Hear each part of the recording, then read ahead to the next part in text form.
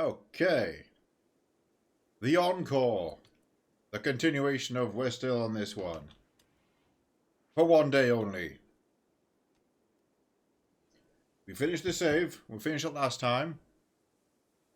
Funnily enough, I saw some comments as we were closing out last time, because we ended slightly in a hurry because it was late. But, funnily enough, I tried to jump back in to do something, and then well, my machine blue screened, so that was definitely a sign that we'd hit the end. But we got some things we wanted to test out with all the myriad of mods that were running on this one, which obviously we didn't get a full chance to. So first and foremost, that's going on. Second of all, we can use God mode here. They interact nicely with the vehicles. We can use it to fix them up. Damage or destroy parts for testing. Build the fuel. Build a gun. Heal all components. There we go. That Bunsen's ready for action again. This one's already fine. Lightning McQueen is fine. But we can use that especially on things like the planes, which were the thing. But thankfully I've got them all fueled up last time we played. But yeah, that's okay. We can also just spawn in gas if needs be. The Tonk, the faithful Tonk. Turned into its gun emplacement on the south barrier. Did exactly what we wanted it to. The dubiously useful Udar, which is still just something I like to have. I feel accomplished having a self-propelled gun. Tango APC, that served its purpose. The ever glitchy helicopters. I ended up not building the H-47 this time, just went with, you know, well, this version of the H-47, the cargo one, not the one that holds 40 pawns. Oh yes, we were playing with superpowers. Watts, in fact, was our superpower guy. We successfully gave him these. It's funny because I was mentioning the superpowers preceded biotech, and you can tell, because if we go into edit mode here, we see what they are. Fire breath, ice breath, laser eyes, we got that. Those are all in the biotech, not biotech, sorry. They preceded, even that, they preceded the Psycasters, that was it. So those are all Psycasts now. Heat and cold resistance. Pretty sure Glory Kill is the 100% death fatality. So it gives you a ability to Glory Kill.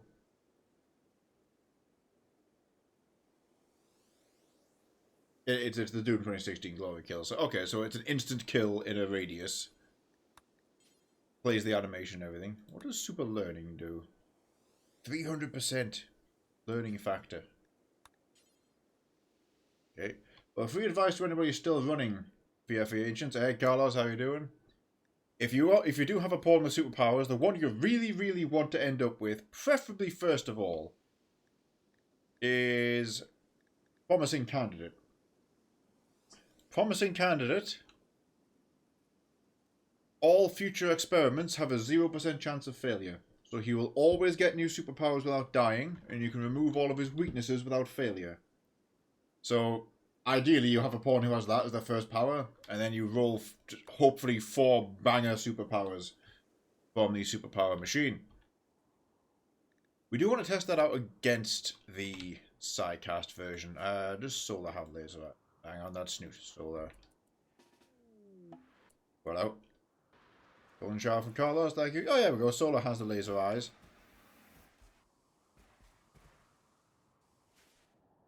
Delightful, thank you, Carlos.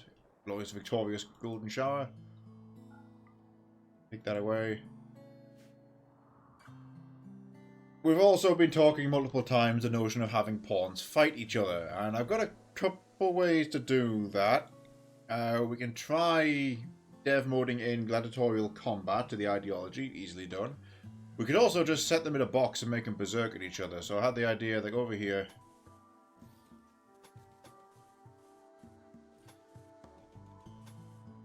And we'd have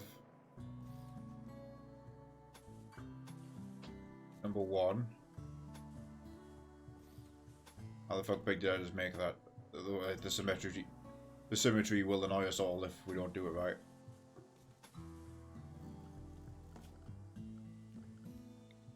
Get rid of that.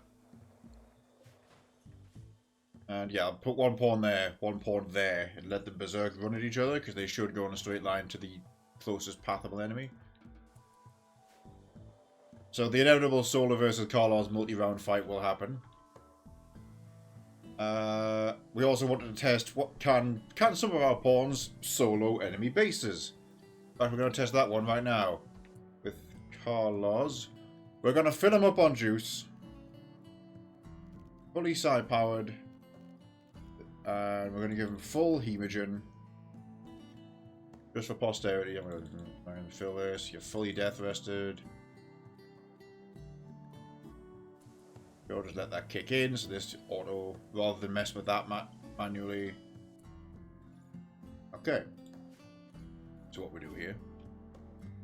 What's a decent base to start with? What's somebody we don't particularly like? I know Zero Human pirate gangs are just the worst, so we'll definitely kill one of them. Okay, 13 people at a work site. Carlos can probably kill that. So what we do is form caravan, that. Or Lars.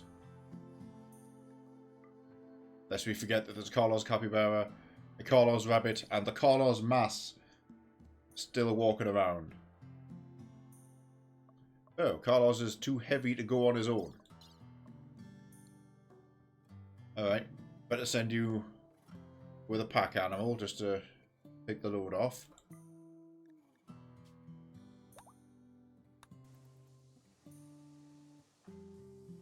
No debug Eve option, but he'll get there, and then we can use the map just to teleport him around, you see.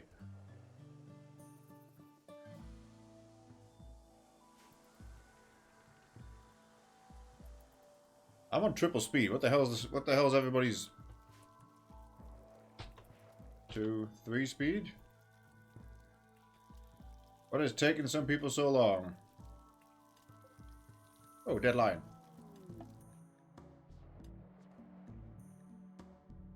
Oh, a clean up and the addiction clean. Very well. Thank you, Carlos. Useful debug stuff. Fill up Marie's psi power.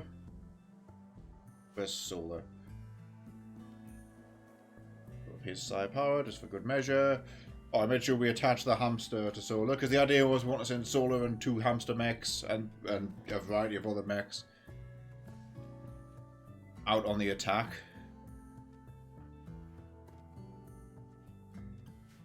Olive tea, ever reliable. Oh yeah, I took the liberty of filling in the floor in here. That's now a rating 124 rec room. Marie has her 153 throne room. Oh yeah, we didn't finish the Marie quest.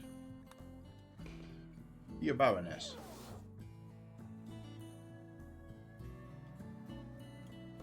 So close to hitting Sniper with the shuttle there.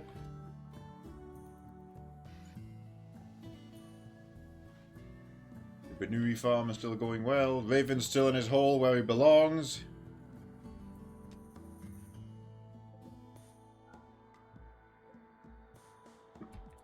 Can't help but notice that some of these gold haven't authorized.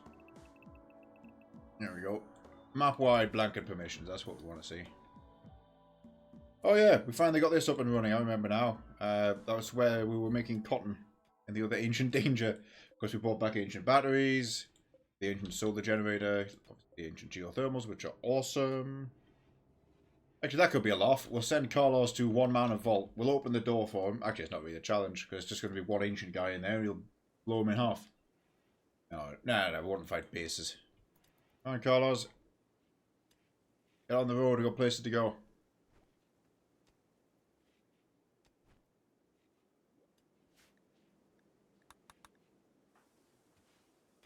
Person idle, he's clearly on temple rules then. Oh, I've been doing some test games of the 1.5 beta, and obviously I'm down to sort of 6 pawns on that. You come back to the full save like this. And it's like, okay, that's what we were handling. Yeah, there he is. Solar Light was on temple rules. Perfect.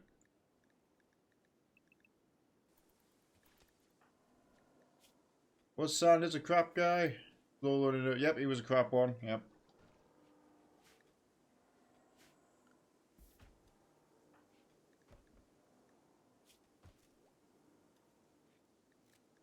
Sniper the Oculoid, a late edition, but they joined in.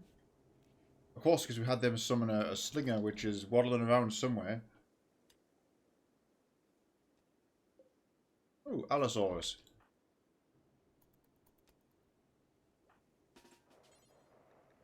There you go, Solar. Surely you can fight a dinosaur.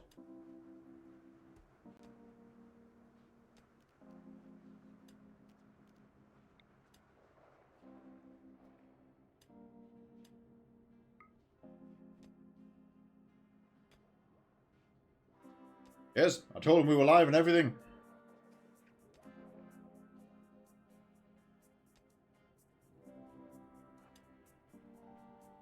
Where the fuck is he at?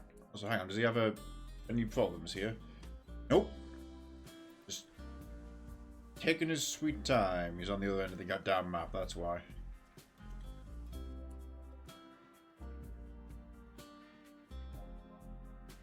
Start this. Do not include Solar.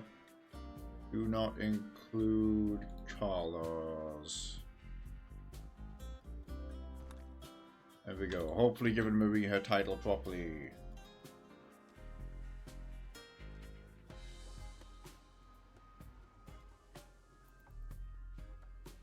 Solar's getting there. Carlos should be on the road here.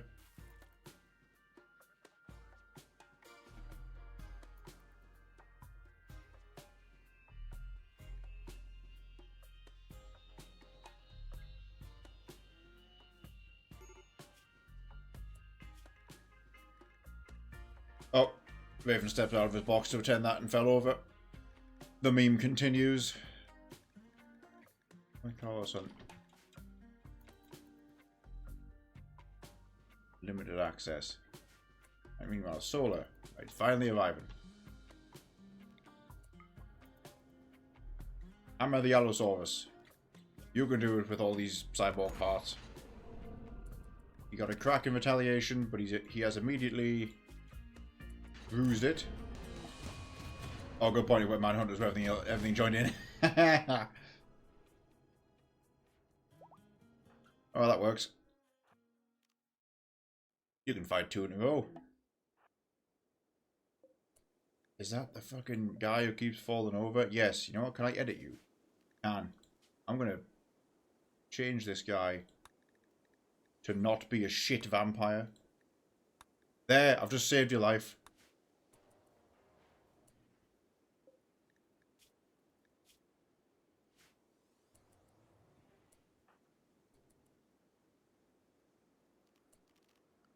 Solar does have the many eyes going on. Did he just lose it? He's never just lost an eye to that Allosaurus attack, though. No, it's his ear. His ear got cracked. And his... Okay.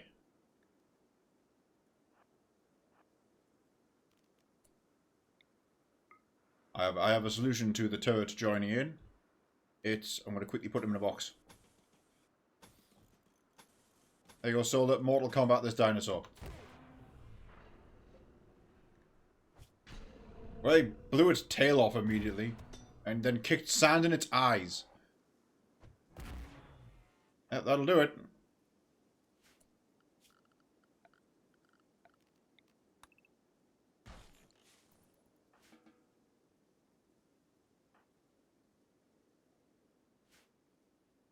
Okay, here goes the Carlos.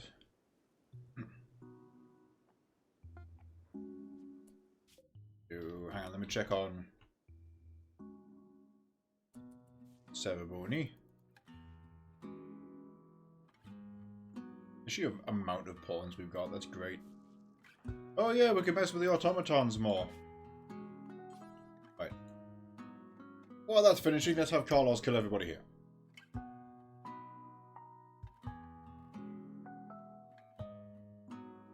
There was the other sealed vault.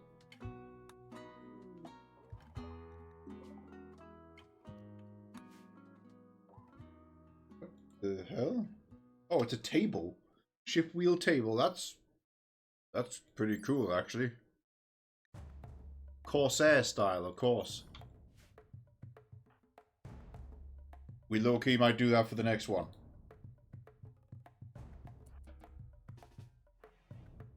So there's meant to be 13 people here. I presume they're all in the house.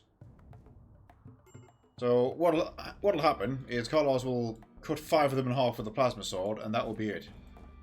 Riven needs rescue. Of course he does. I wonder...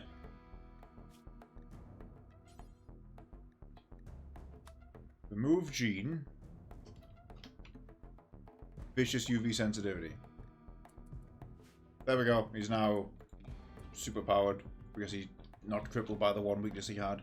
It means he's not going to be down for the rest of the debug game. Right, let me knock God mode off because it's messing up the interface. Right.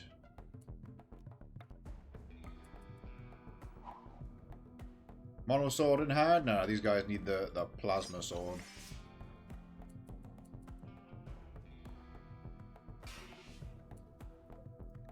This guy has come out to fight with a rapier. Carlos has immediately cut half of his hand off. Make that the entire hand. And set him on fire with the plasma sword. And dead. And dead. There we go.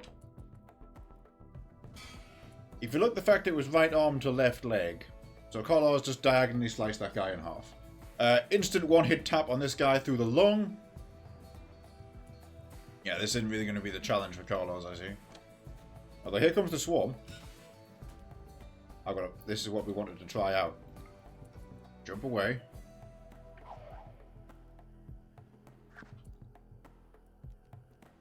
Corpse explosion. And they've all been hit with blood mist.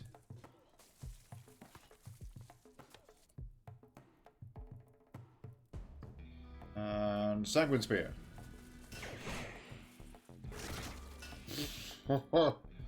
Just annihilated from the explosion of that.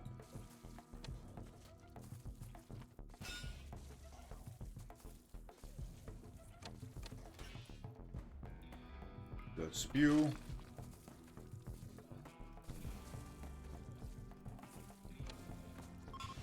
So this is what an end game cyborg super vampire will do to an average colony of this tech level.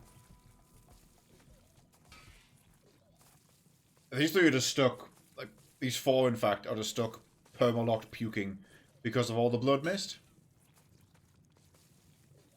And that's how you do crowd control.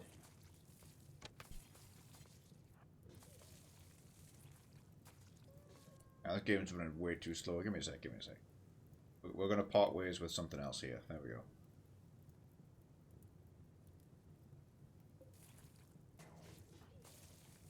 Can I get some frames back, game?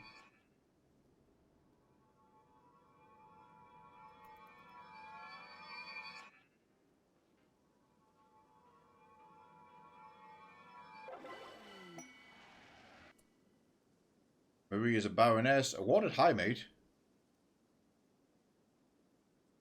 Oh, we just got given a guy when you become a baron or a baroness. Right. She's also been gifted a weapon because she's a baron. Yes. That was close to hitting the building. Alright, Marie already has a persona. Okay, there's the person we've been given. Who's meant to be a high mate, but it bugged out because of all the stuff that we got going on. So let's just... Yeah, give us a rat. You know what, it's fine, we're keeping the rat. What, Oh. You can choose the weapon.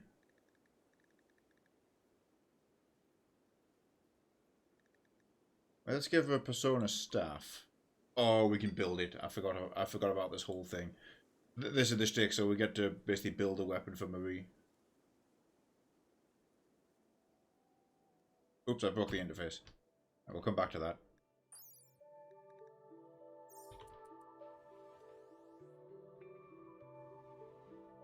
Like I said, that she already has one. That. We picked up earlier. But that's interesting. Meanwhile, Carlos continues to clean house.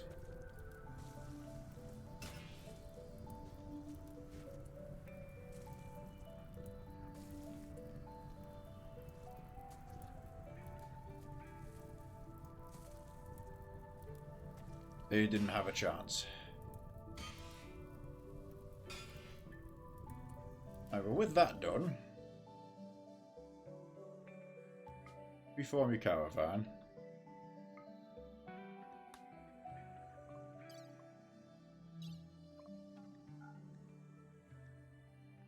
Take all that food of theirs. Oh, hang on.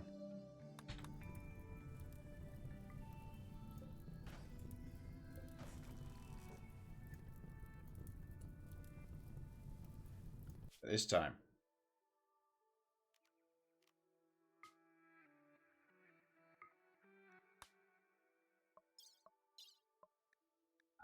All the food. Yes, you can.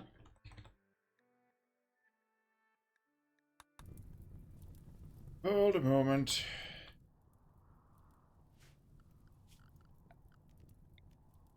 What we'll do is we'll just collapse the map.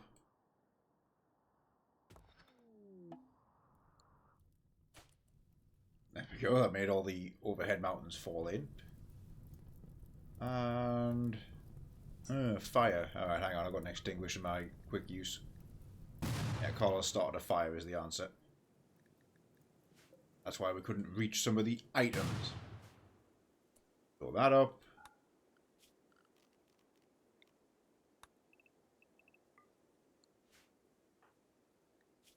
So, total damage to Carlos, a single bruise.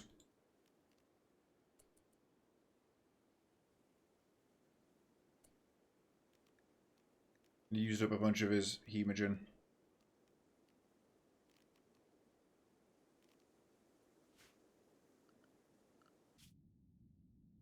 Anyway, let's save our post-game there.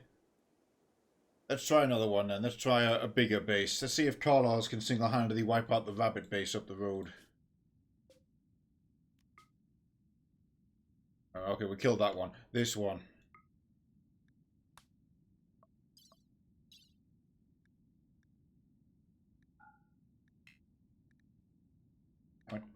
Just 600 of it then.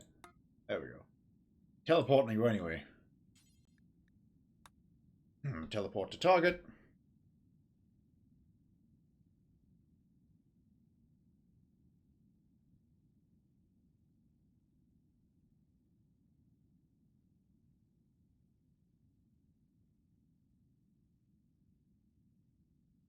Give it a minute.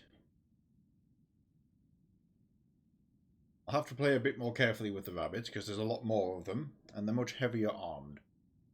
But, again, for the purpose of testing, we've filled up Carlos's power. So we want to probably use the same strat for the corpse explosion. If it dies, he dies. There we are. Right, knock that off. In we go. You don't have a range shield belt, just a regular one, hence why you're entirely melee only. Ah yes, leg skip, which rips people's legs off in melee. Oh, they have a mortar. It's firing rocks, but they have a mortar.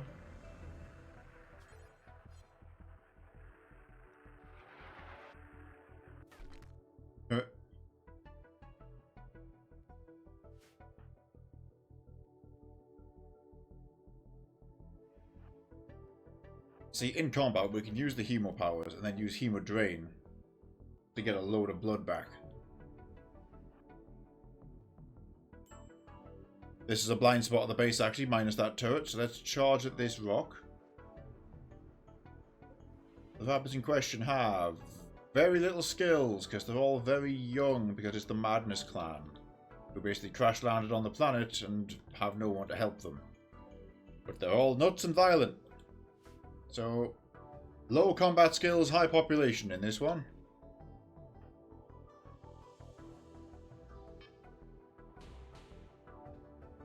We're going to equip the mono sword. We'll charge this turret. Yeah, let's use that shield belt to our advantage.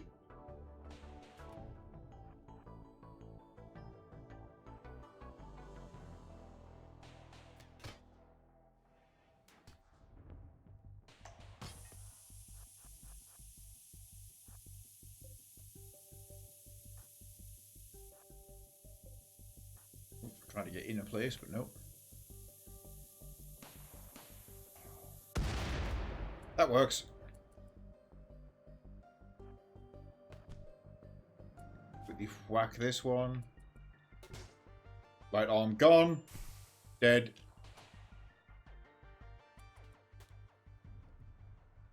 So, it won't be difficult for Carlos to stack a load of them up and wipe them out. In particular, what we want to do is get them all to come around, because we have a corpse to blow up now.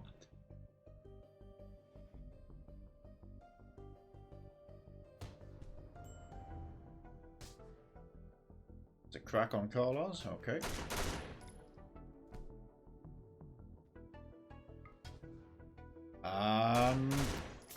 That'll do. Corpse explosion. Load of gunfire coming our way. And blow spew.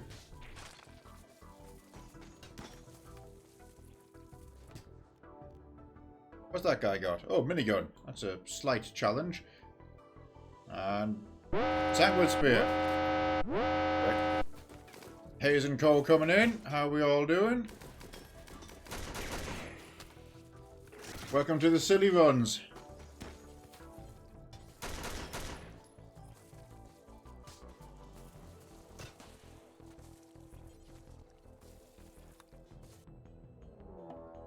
Sleeve rebellion. Of course he's rebelling. Hang on, I got a fix for this. Damage until down. Fucking sit down, Raven. We'll deal with that later on. Alright, so update. So they are posing a bit more of a threat to Carlos with their variety of guns, but crowd controlling them with the blood powers has worked. Hayes and Cole, welcome in. Yeah, you basically joined us for the RimWorld game we've already won, just so you're aware. Like, we've already beaten this save. And we've now reloaded it because we wanted to mess with things. So we're testing out all the superpowers, we're seeing what all the enemy bases are like.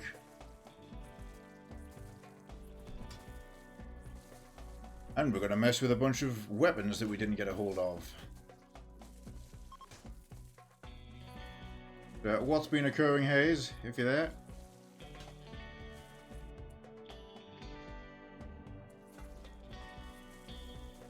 Ooh, Sanguine Spear.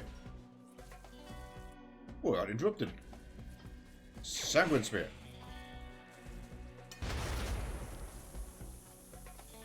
There he is, there's the boy.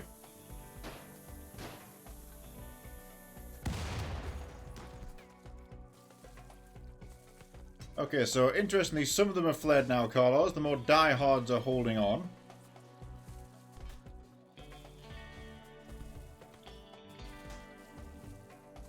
Total damage to our cyborg so far, a bunch of bruising. One small bleed from the kidney. Interesting. What's his medical? Ah, he's 9, he's gonna be fine. Base destroyed. Yes, hey, it's just saying, welcome to the post-game. Welcome to the, we have won the game. Oh, Carlos is dead! Carlos, you're down. A surprise shot in the back. That one was a draw. Alright, we can reload that. The one, they were all dead. The one amazing shot in the back did it. That was beautiful. Alright, so that one was a draw. Rabbit bases are going to be like that, though. We know what their composer is. It's low skill, high population. That's what to expect over there. The pirate bases are high skill, high population. They're always a bit quirky. That reminds me, we could mess with more war caskets. That's something we didn't even get to on this save because we were steel starved. The idea was to have a lot of vehicles running, but it was enough steel just to get one built.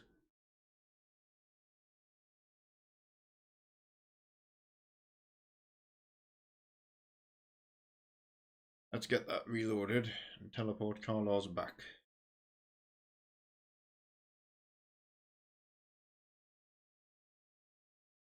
We definitely want to test out Solo in the same thing. The idea was for Solo and 2 mechs, and then we can send say Solo the RS9s. I do really want to see a bunch of RS9s in action in a raid.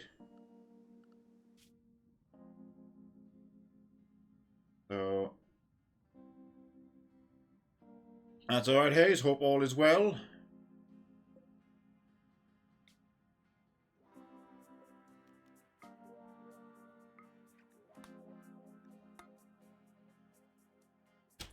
Not to worry, you carry on. Thank you for swinging by once again. Right, let's go home. There we go. Can I get a dev? I think in order to... I think we have to start the RS. These are the 1 and 2. These are the construction ones. Oh yeah, we didn't get an oleander built. Crafting, cooking, mechanical, 2 treatment needle launchers.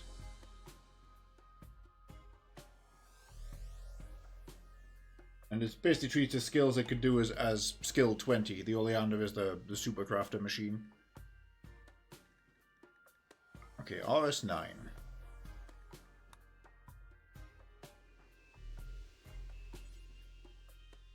Using a standard subcall.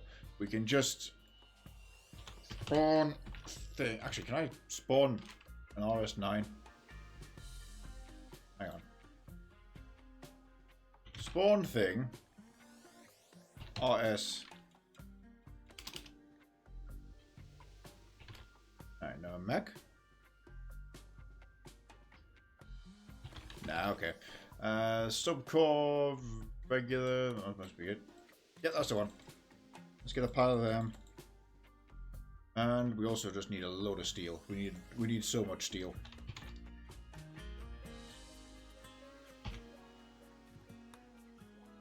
There we go. Okay, so now can I get solar? Yeah. Missing cloth, that can be arranged.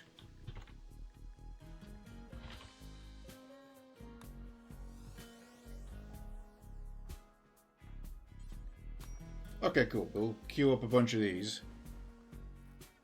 So I think I'm going to send Solar and 4 of these on his raid. I want to see how that works, because the point of Solar is he's immensely powerful with his hammer, but he's also one of our mechanitors. And I want to see the mechs in action on the raid.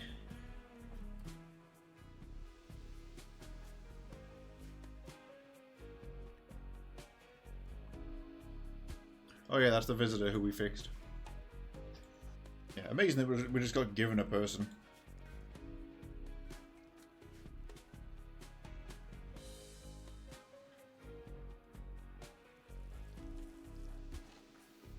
Solar's hurt. Oh yeah, dinosaur. Let's just take the injuries off. Don't suffer not the disadvantages.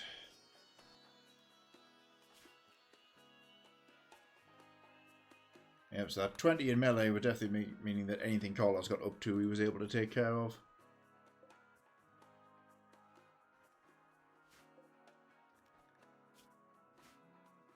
Big Vic's fixed, just gonna put all the shit away around it.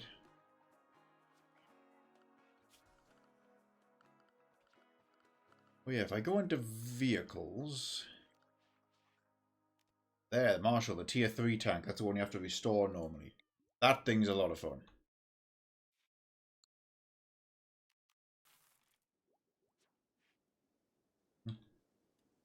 That's the restorable APC, the Paladin.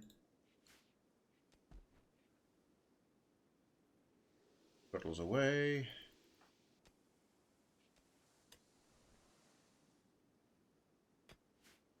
Fairly sure there's a teleport horn command.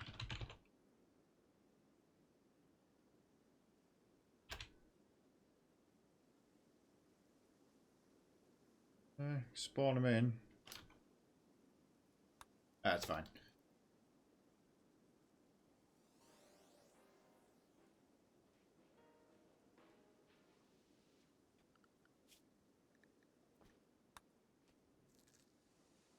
Quality dame ceremony. Well, if this place was up to scratch, that would be arranged. Do the max.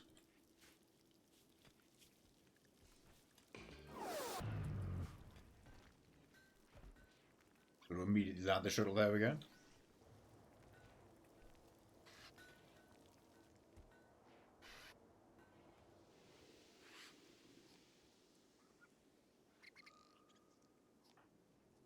And Solo was taking so long. Plasteel and everything, that's understandable.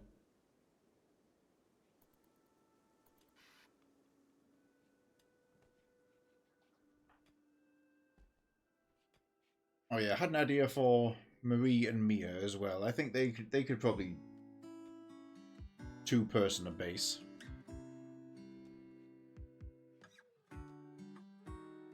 Especially with air support, that would be the ultimate gimmick. Which reminds me further, there's more aerocraft to play with. Now obviously we've had the airship out on a previous save file, we actually built it. And it's as strong as that ridiculous cost would have you believe. It's kind of the game winner, if I'm going to be perfectly honest. This attack helicopter was quite fun to play with. I wanted to test out the Pegasus. I'm going to do that.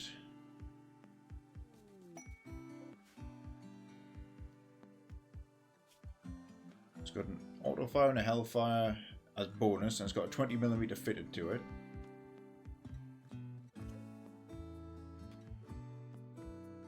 Do they tell me how many people ride it in this menu?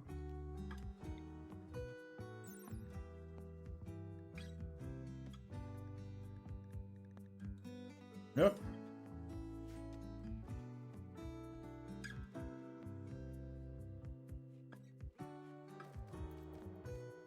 What is he trying to load? He must be trying to get plasteel from across the base.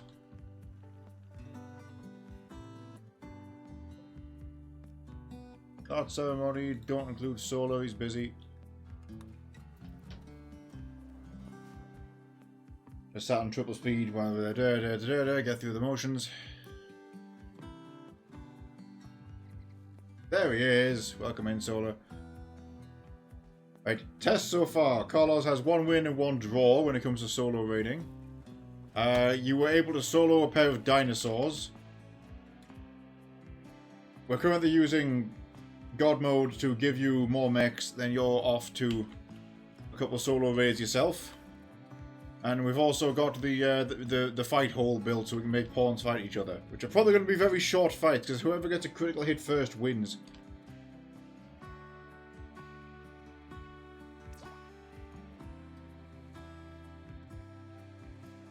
Not to worry, Solar. We'll keep you posted. We'll let you know any outcomes.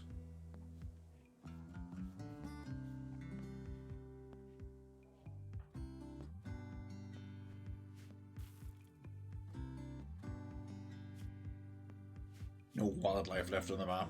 Yet in our tamed stable, we've still got tons of stuff. Way too many goddamn cows that have never worked. Never worked. The idea was to build all the cheese, just hasn't happened. I can save some time, I can spawn some plasteel over there so we can get the test mechs done.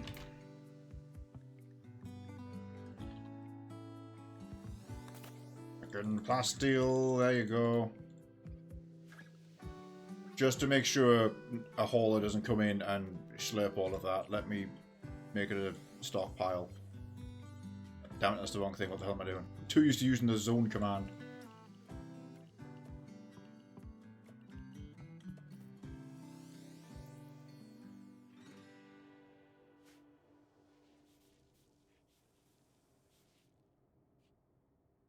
In fact, I know what we can do. We're going to test out that Pegasus gunship. So we'll teleport someone to that nearby rabbit base again, and we'll fly the Pegasus at it. Just want to see it in action, that's all. We never got to build it during the save proper, so we can all witness what it's like.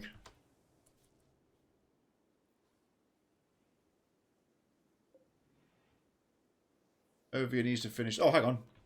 Complete. Ovia just needs to go finish that other automaton.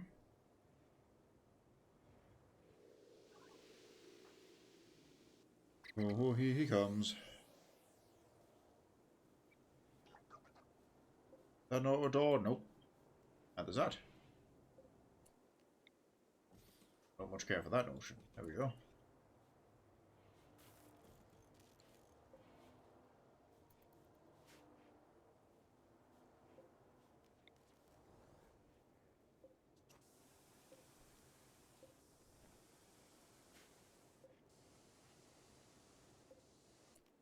has no power.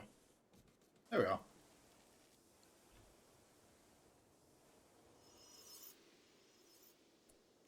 So fucking make this.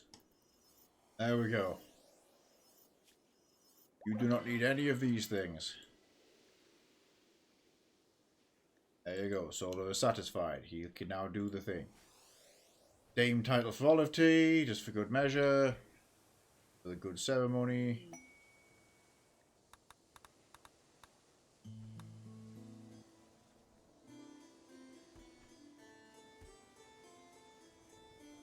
Phil and Kana start a duet on the harp and piano, harp and harpsichord even, and everybody leaves. Wait, did Raven change back into... Oh no, we fixed his DNA.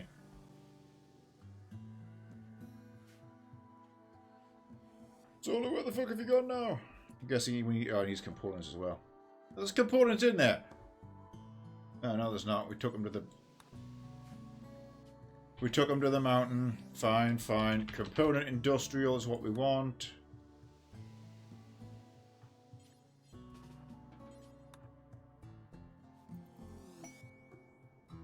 Beer party.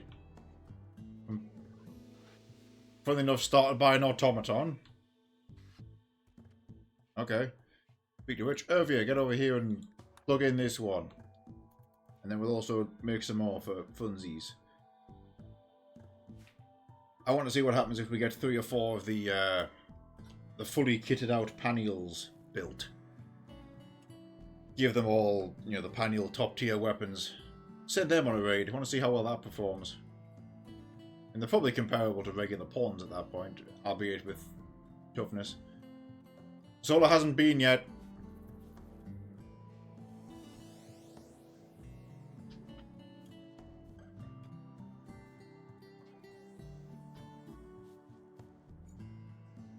Trying to get him to mech gestate.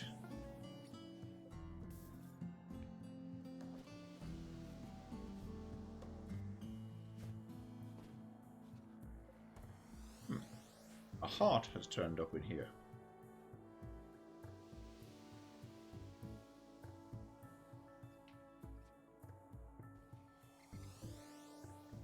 Right. Oh, I can't select some pawns with God mode on for some reason. Let them as MDK. I think MDK, Mia and Marie. That's a 3-person team right there. Right, let's test that theory.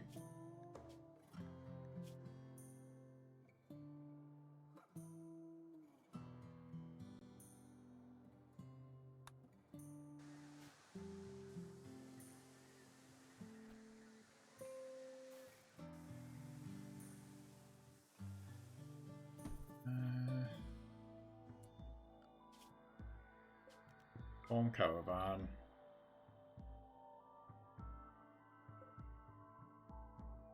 That place needs hitting. Marie. Mia. They're all carrying too much. Because of the amount of weapons our pawns have. Phenomenal. I think that's Stegosaurus and that's Stegosaurus.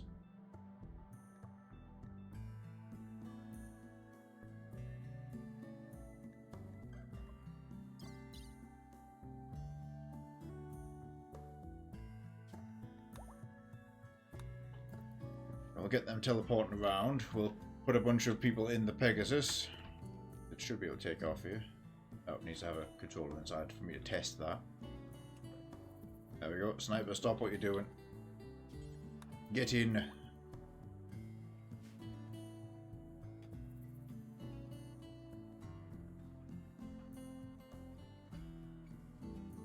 Oh, of course, that mech needs silver as well. I forgot that the RS9s are weirdly complex. Devil Strand, Cloth, Medicine, a standard subcore. I gotta spawn a lot of shit.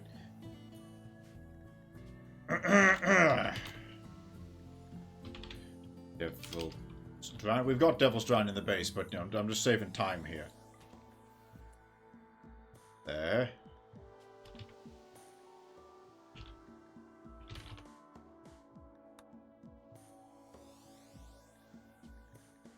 Venison.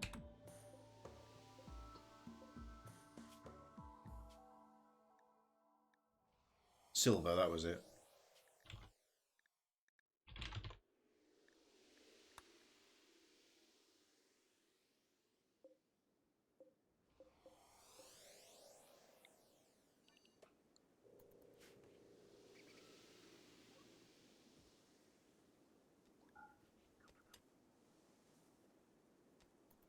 That was like the smear of blood from the dinosaur fight.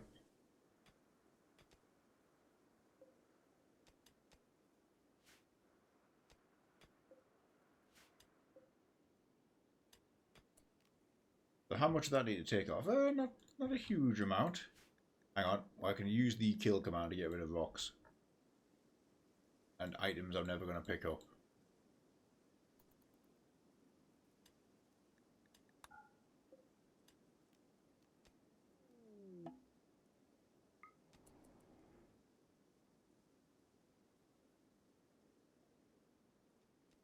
There's the Pegasus up. It only has the 500 fuel, so its range is kind of limited.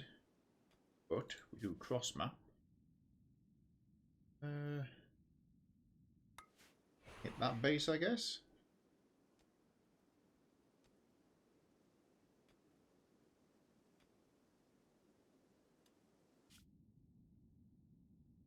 Away she goes.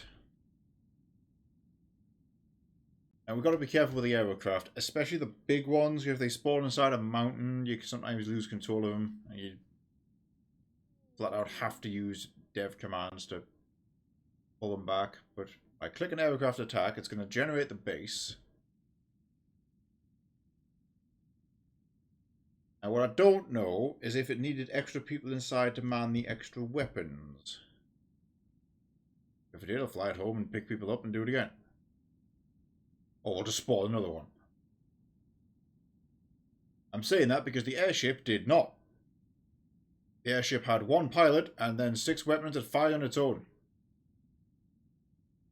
So my question is that unique to the airship, or is that just what extra weapon means?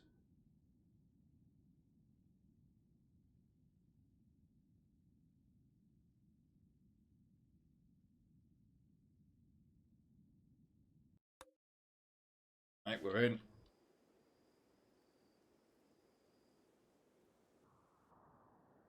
Oh yeah, this is a friendly one.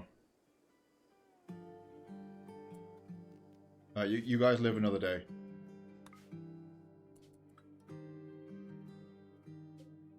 I forgot. Okay, yeah, green bad.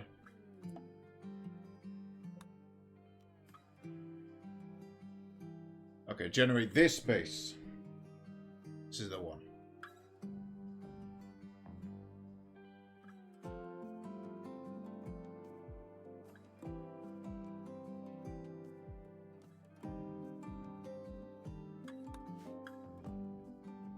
Okay. Is that a tar pit? It is. Tarred mud and a huge tar pit. Right, so here it comes. 20mm up front and 2 secondary weapons. See what the Pegasus can do.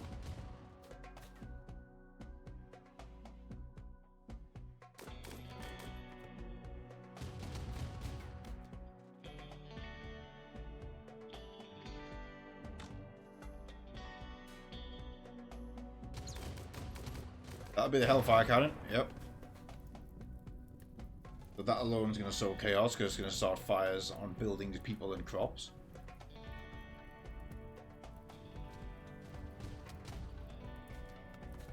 They're covered in the street between their buildings, of course. Quite impressive that one of those shots glanced there. Oh, no. One hefty torso shot. Critically bleeding a torso. And again here.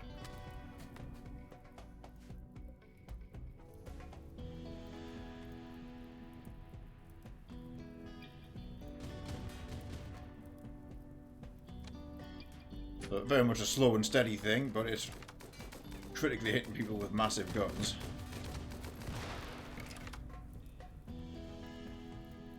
The more of them come out of cover, the worse for them, because it can now just strafe with impunity. Yep, 2 kills straight away.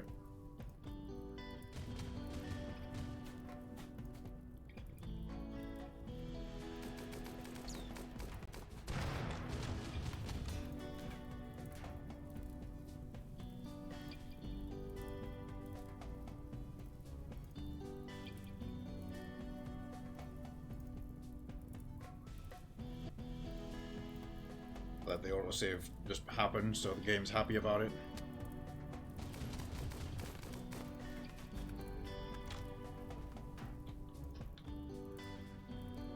Oh, sweet.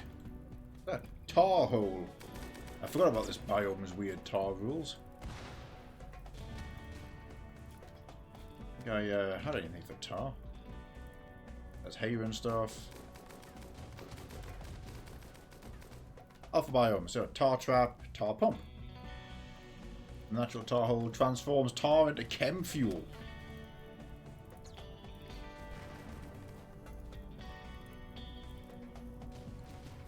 That would have been the way for that to work.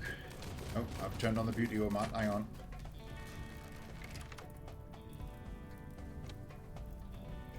There we go. So the heroes couldn't really defend against this. They didn't have the firepower. So this was just a matter of time.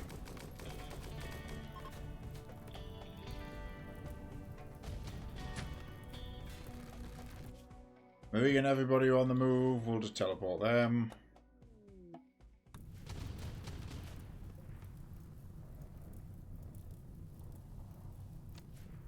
In the interest of what's up, let me just blow the doors open with dev mode. So that's a brewery, probably a storeroom or a dining area. Oh no! It's the usual assortment of little rooms. That person got inside the building before the flame overtook them there, so there's somebody burning up inside.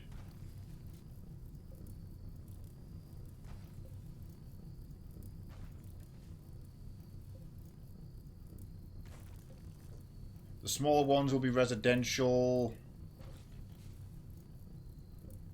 Big one will have a communal room somewhere, kind of like that, the dining areas.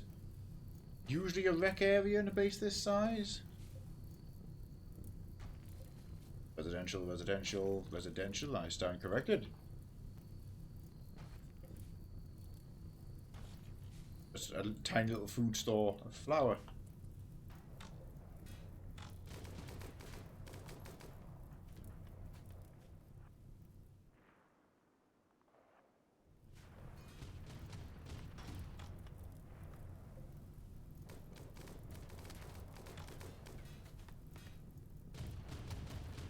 Okay, so the Pegasus is pretty fun. Short range though, only 500 fuel. I believe one of the outposts you can make though is an air-based refueling outpost, which basically extends your aerocraft range over the rest of the rim world.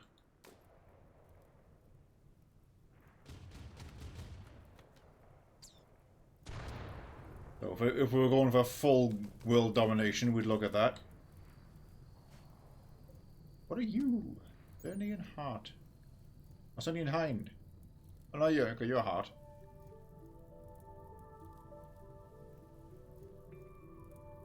It can't be trained as a mount as well as unicorns or pegasi. It produces milk. It's another Greek mythology creature. One of the things was from the very old mythology mod that Alpha Mythology resurrected.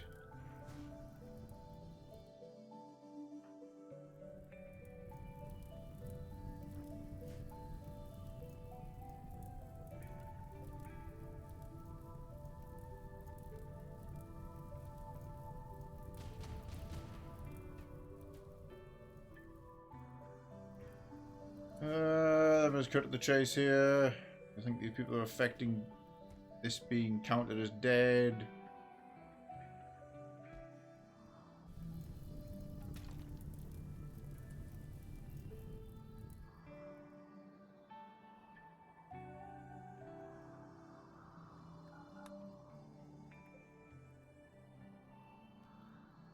Okay, cool. Pegasus, go away.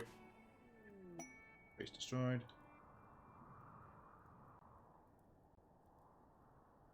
We'll just park that thing in the desert and be done with it. Yeah, note to self, the tar biome. That would be the play for a vehicle-centric run further down the line, if it's still around, alpha biomes and such. Tar directly into fuel. That's what we wanted. We wanted, because we had lots of power, thanks to Gas Town on this save, of course. Good old Gas Town, look at it. But that's just Helixian gas. Getting fuel out of it meant running refineries off of it, and refining things into fuel, which was doable, but labour-intensive. We could pump chem fuel directly from the tar. Or hell, if we get deep chem next time, because there is deep chem on this map, we would drilled up a bit of it. What I should have done was build the refinery on that. Range transparency on the Pegasus model there.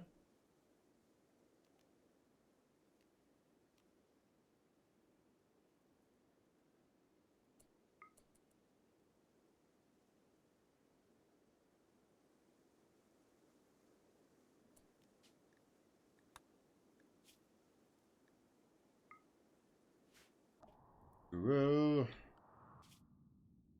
Right. Enemies still in the area. Where? How? Who? There's no turrets.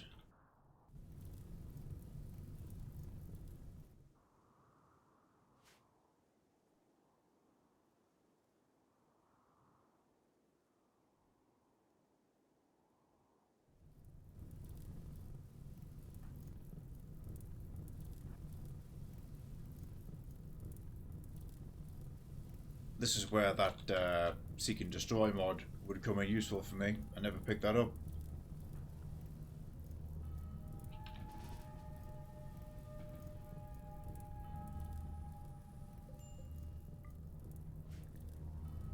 Starvation for solar? No. I want to keep doing the one task, which apparently is taking you multiple days.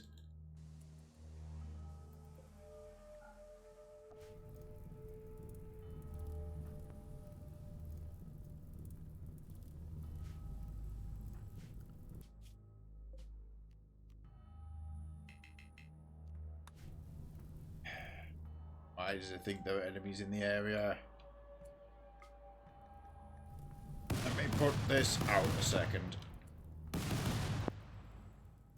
Ooh, pop the audio on that one.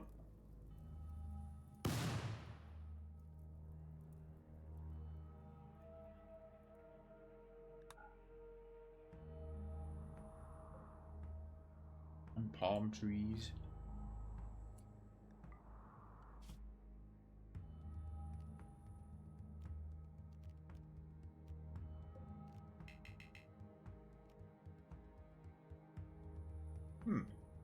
That's cool.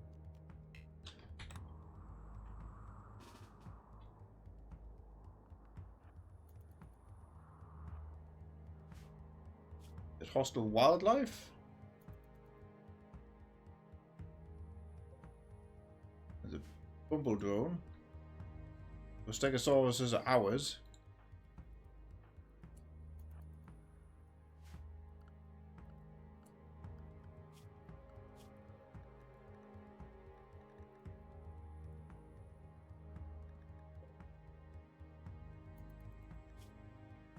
It must be the bumble drones because it looks like we shot them. So that'll be why.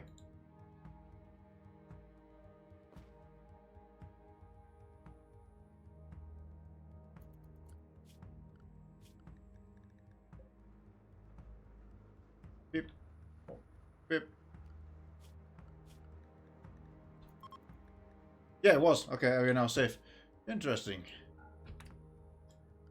Because they're just a hostile animal on that biome type. Okay, what do we want to hit? That's an ally. That's a neutral. You get to live another day. That's an Itakin clan. That could be a laugh.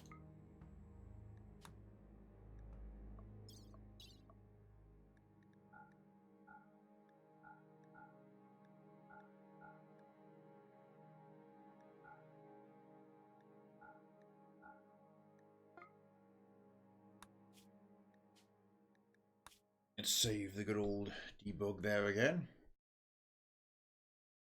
Now, we're saving here because we're going to see if these three alone can handle that base. Be rough, because they don't have any melee support, but that'll be the challenge.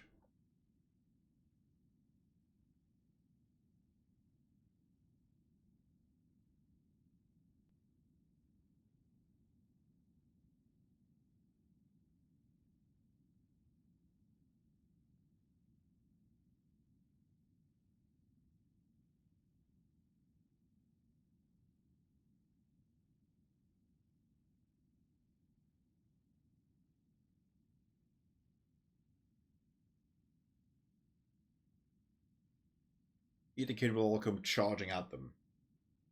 And if they close the gap of melee, they'll start getting the advantage. So we want things like Marie's skip powers on our side. Mia's minigun, definitely.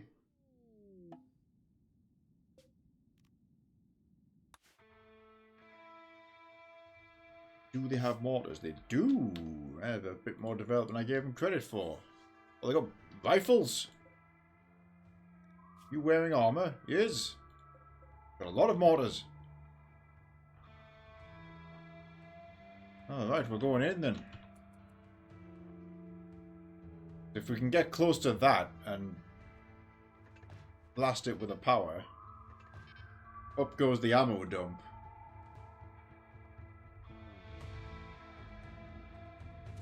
Knock that off.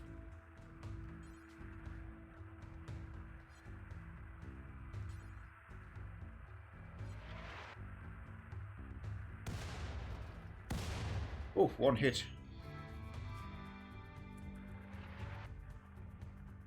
Good mortar crew. Okay.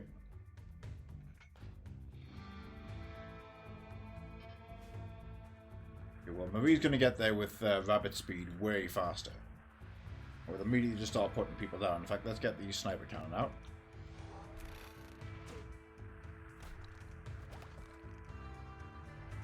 Going for rocks.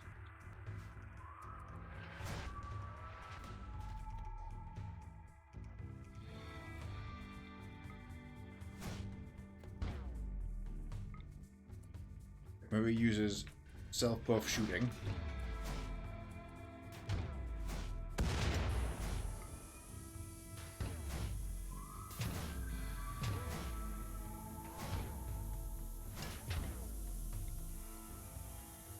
Pretty much remove the reload time for the sniper gun.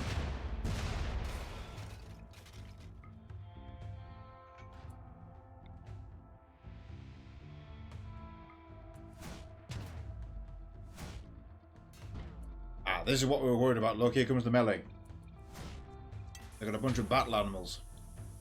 So we want that minigun. There. BK, you're on the side.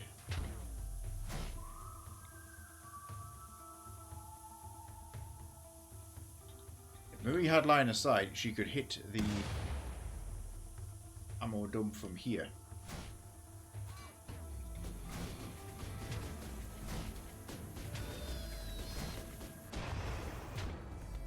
Minigun working as intended.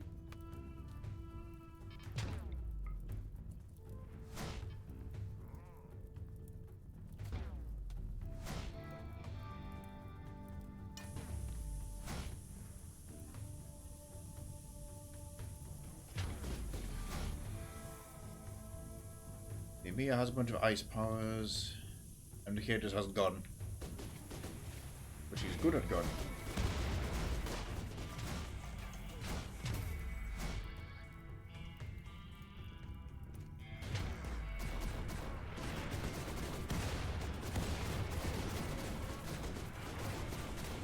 Ooh, mortar.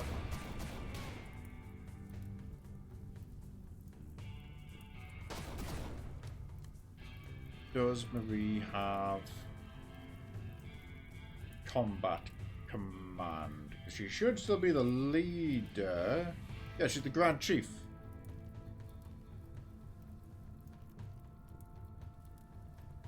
Yeah, it's on cooldown. Good check for that.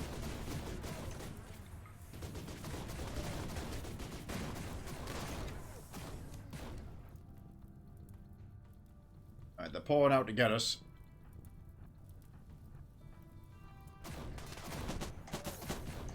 Let's use some cover to our advantage. DK is hit.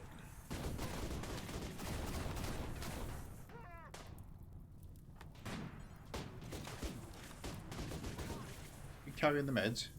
No. The animals are.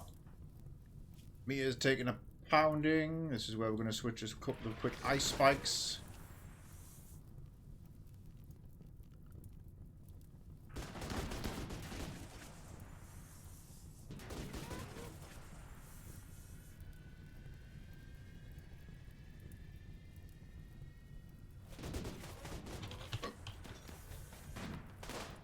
Oh, interrupted.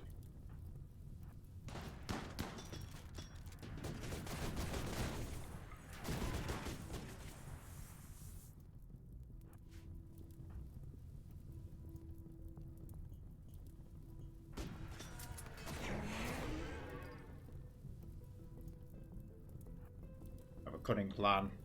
Those two can dive back. 3. Dive through.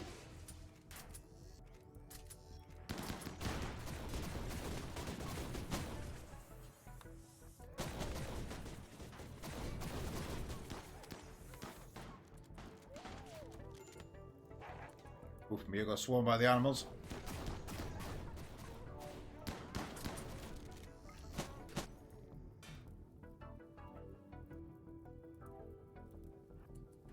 It's going to be Marie finishing the job.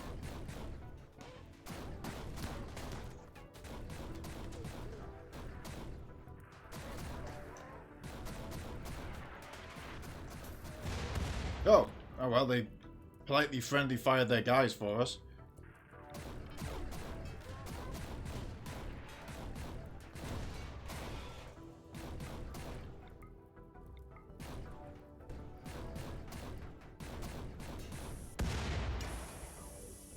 Ammo stockpile detonated.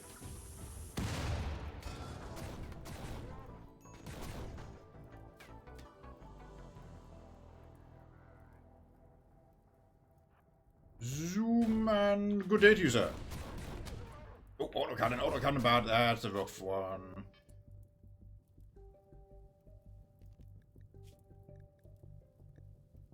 Slight bruising from that. South team's down though.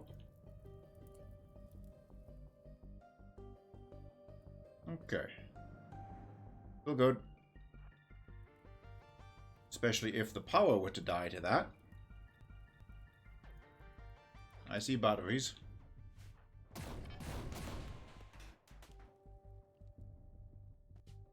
Nope, they died. They got Marie. Marie got clipped by one of those turrets right at the very end.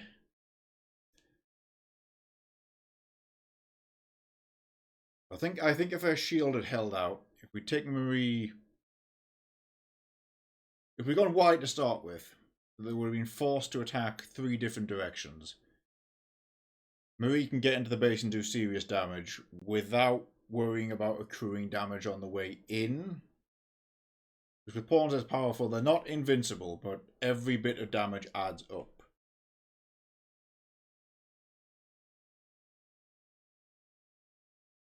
Let's generate that map again with that trio. I think we'll also load the bomber plane for funsies.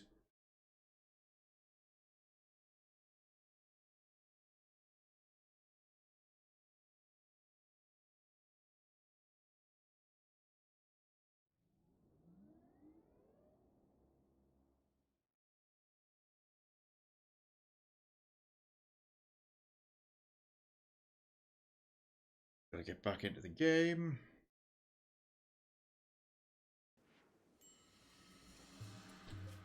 Okay, regenerate the world.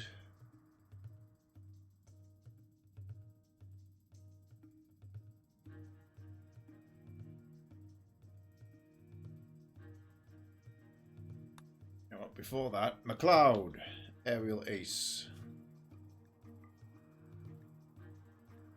Be satisfied. Come join the fun.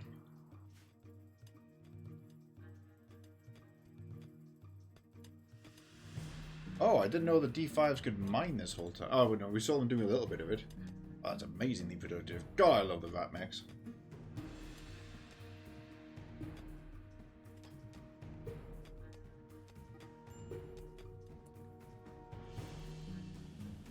Social fight, so be it.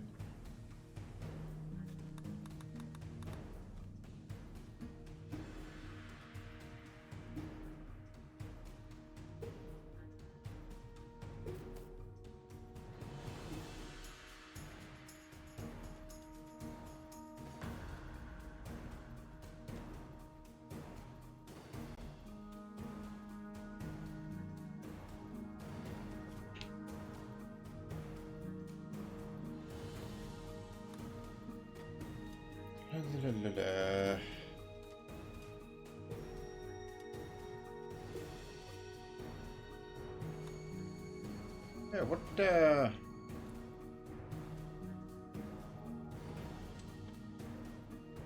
I'll switch that to Big Bomb. Oh, that was it. This helicopter needs some repairs. Probably just debug that. Alright, let's try that again. We'll also bring the plane for fun, but...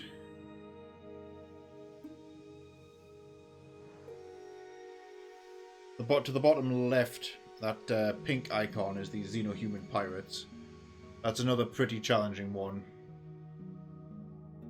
Like on the previous save, it took the full army of 48 pawns for a fair fight. I think when we hit that one, we'll definitely air support it. I want to see what the other aerocraft does. The big wide wing thing with 4 tubes. So we'll spawn one and find out.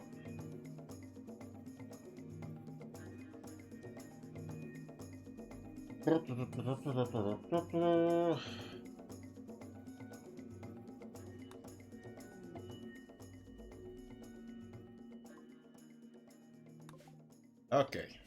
We'll have generated it slightly differently, but... So there's the autocannon.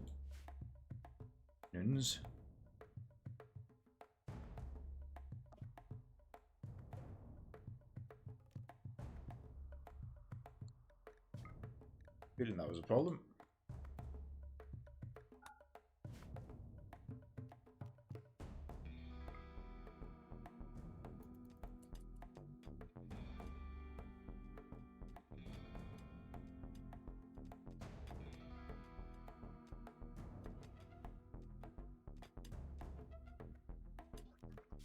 Cross map. Right to here. We're gonna drop the big bomb on the autocannon and power nest. Oh, we're getting rocks thrown at us. Take over in these ruins.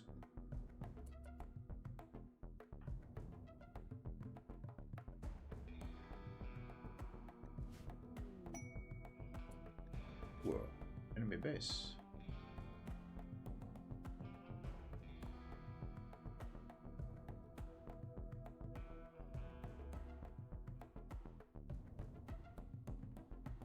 So we'll go attack that for shields next. There long have been some interesting raid enemies.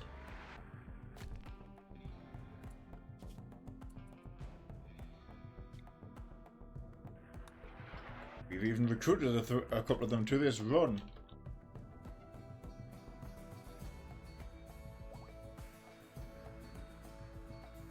Well, this is very... I mean, this area down here is borderline the same layout. It's just generated the base separately.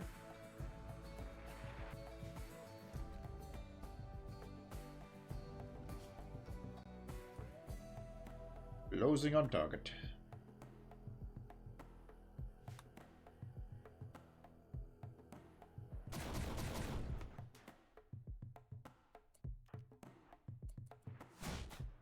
Hang on, if we shoot them directly, they are going to come and attack us. We want the bomber to arrive first. There we go.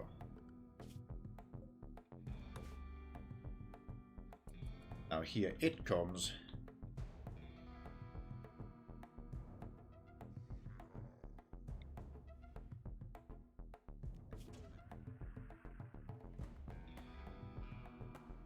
Happens to have a Hellfire equipped that we fitted onto it.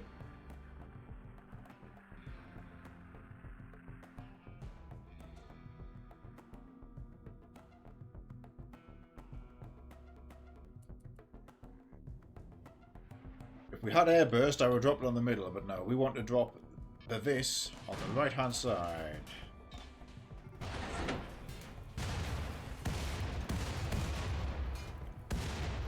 That's the way.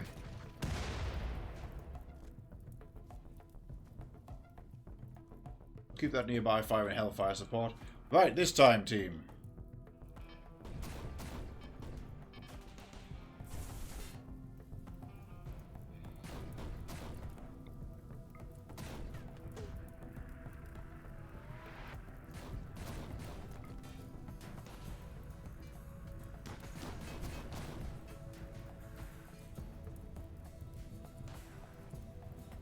Commit to my plan. Separate.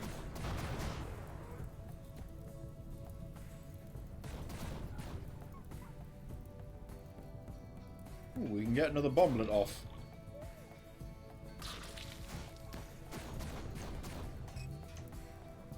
Oh, they dropped a ground shield. Well, you know what? Not going to waste my shield energy fighting that.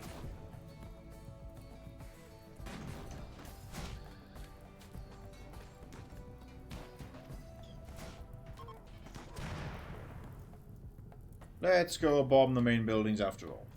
Well, there's nobody home in them. I know, we'll bomb that. Perfect.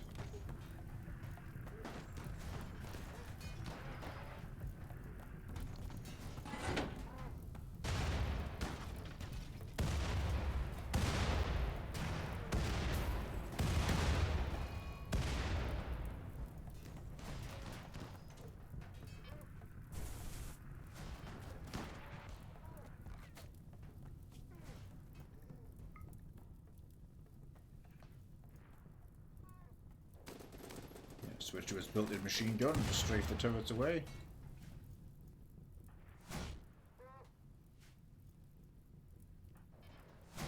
Letting Mia keep her sniper cannon because she's doing work over there. Survivors are pretty upset about the fact that they're over there, so they're going that way.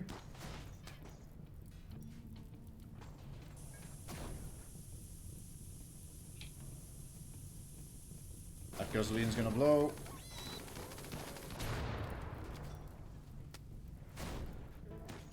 Marie's shield is down. She just took a hit. Oh, good.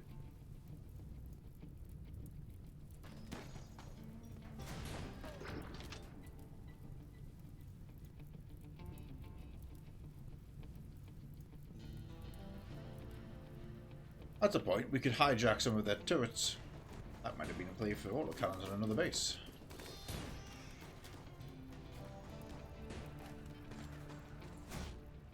Oh, that cover Mia was using took so many hits it went down.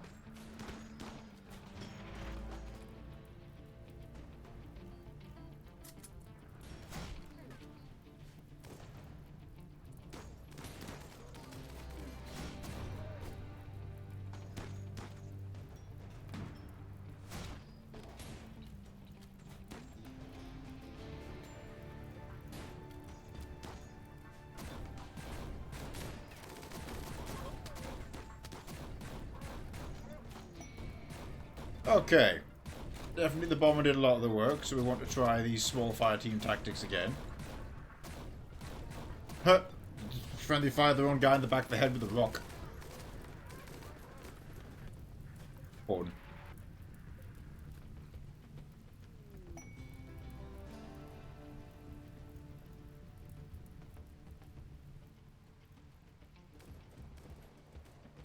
So we've encountered these kind of bases before, like I say. And the Xenohuman pirates have something very similar to that, except they usually have, in addition to an autocannon defense setup, they will most likely have a transport pod bay, because obviously they are drop raiders.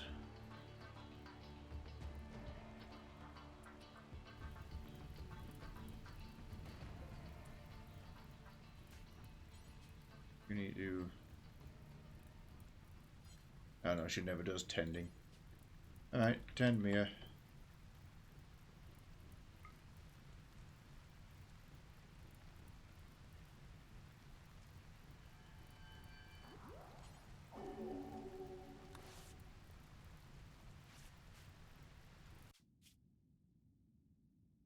Then goes home. So an insight into these bases. Just rip all the doors away. So this is what you're usually looking at. Again, if the smaller buildings are just residential, one or two of them will be gathering halls. There's going to be a tomb here. Power room. Let's see, residential. No, that was a prison actually. That's cute. So was that. There you go, be free. Residential but with a rec table in it. Residential but with a chair. Just random furniture. More prisons. There was the power room. It was a stack of batteries there with a small outlet of batteries here too. There's their comms room. And then it's just 3 or 4 armories. And that's your loot. There's another example of a power room. See, it's a generator. Ancient repurposed generator. Oh, okay. There's a tomb. Oh, small decentralized buildings, not particularly fancy, but housing lots of enemies.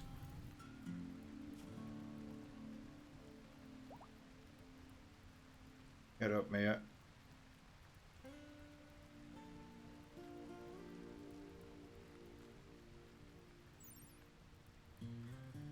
Oops, I think we just deleted the left leg.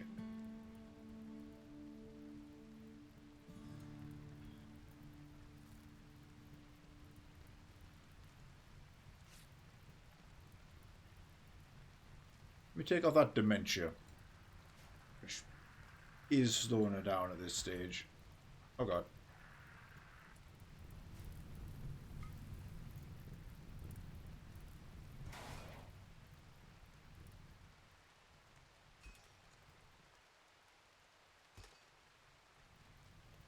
And of course the whole thing is being surrounded by turrets. Means you gotta look out for them. Now that the last pawn is down, the base counts are destroyed, even if turrets are still alive. You will still have to be careful if they were powered up, because they would not become passive. Ah, nutrient paste room. So hang on, if that's the hoppers going in. So in there, but it's weirdly spawned in the mountain. Should be.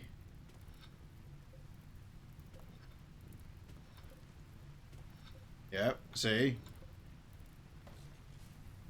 Paste retrieval room. Room. That's a case of the map generation had screwed the base up a little bit. But you always get quirky things like that, even without the mods on. It spawns tree lines and lakes and mountains. Lakes is always funny if it spawns underneath the base, because they have to replace the floor with bridge. Some parts of the bases flat out don't work, which is always amusing. Like, it can hold the shelves for the ammunition, but it can't support the mortars themselves. So they're just... The enemy mortar team who would spawn to fight you just spawns awkwardly standing next to a big pile of shells.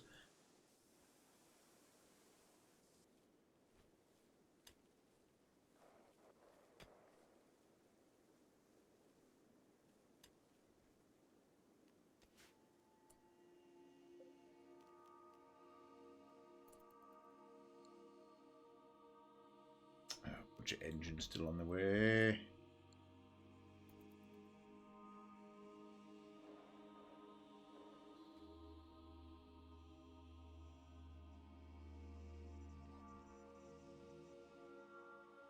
There we go. One awkward turn later, land that way round.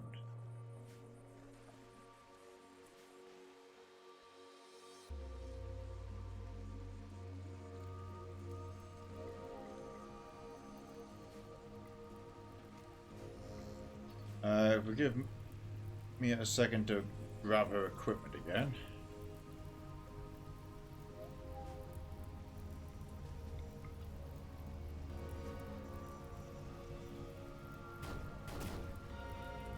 How did Solar do on starting that damn mech? Okay, there we go. Because I do complete cycle. Get him to open it out. Do that 4 times. And go play with the mech attack force. How did Marie do? 1 crack. That's it.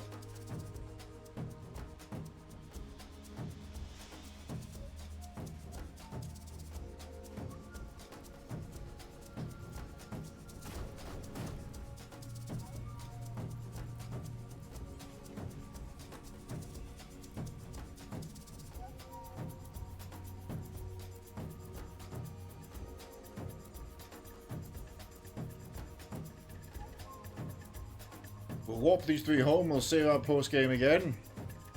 And we'll follow through what we said we would try out. We're going to do some porn arena. Oh, MDK decided to shoot these prisoners. That one's a Republican, they're fine. That one belongs to a hostile faction. So do most of them. So, bad day to be them. She might be okay.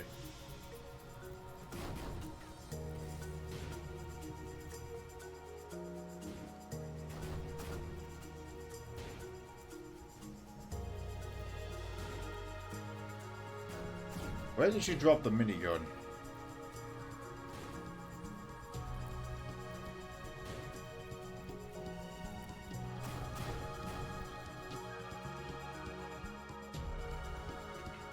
Can't perform now because the slaves count as hostile.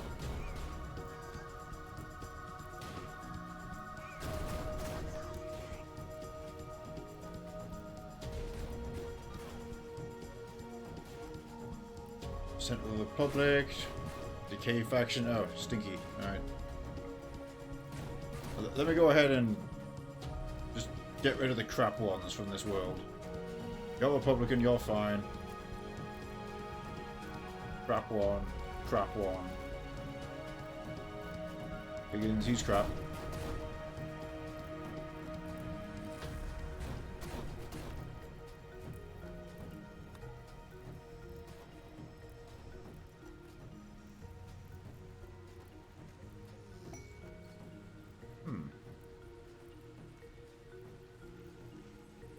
This is another good thing when you raid a big base. If you break open a prison, if people leave, granted, so gunning down those ones was not something you should normally do. Anybody who leaves the map healthy, you get positive relations with their faction. You can even make neutrals out of the complete shitter factions, like the bandits. Oh, why does this rabbit have a missing texture?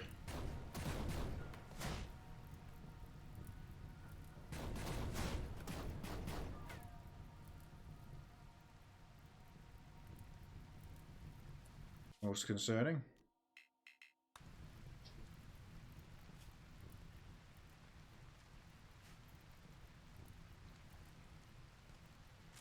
I can't get these 3 off the map. I hear turrets, that's why.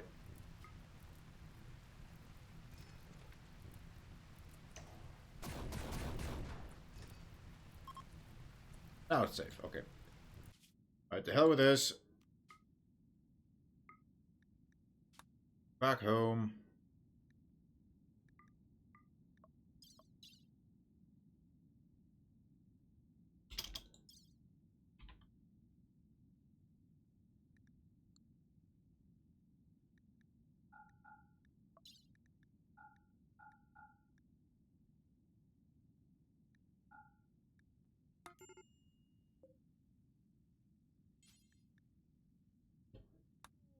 They'll sleep.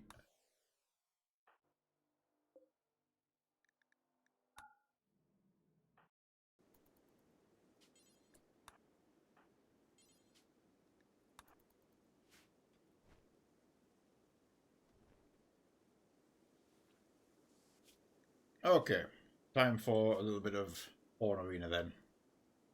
So we want the Solar and Carlos fights to go ahead. Then we'll have some Solar raid tests.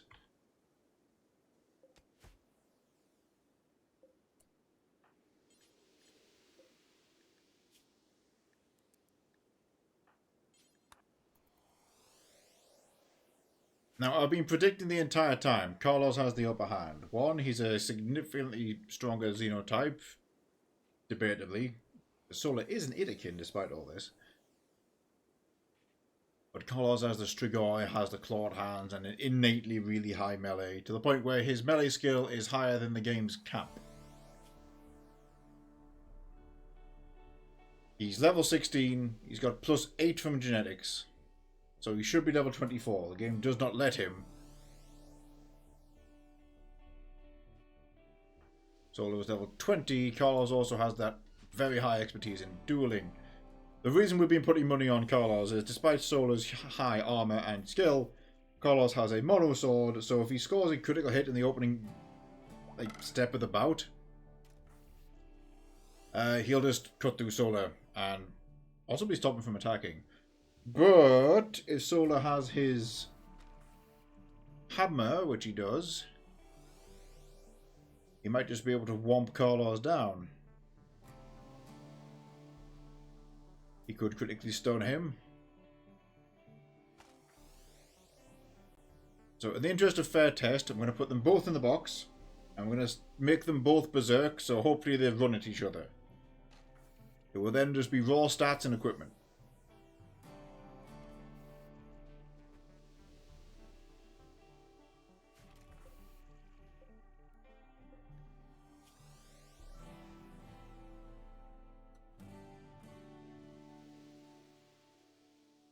Game's doing something.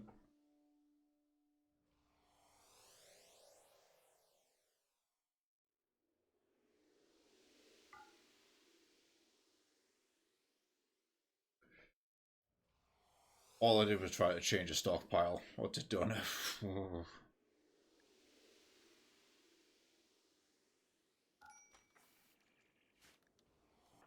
Heat stroke for Raven. Okay. Actually, can I edit him further? Does he have heat weakness?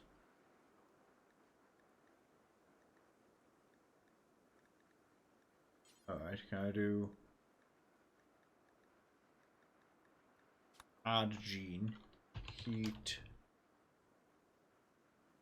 Speed? Heat immunity, there you go. No more heat stroke for you. Which, yeah, you can now tolerate temperatures just up to 259 degrees. That is literally what the superpower does from VFE Ancients, although the VFE Ancients version just debugs you to 1000 degrees. That's absolutely where they came from.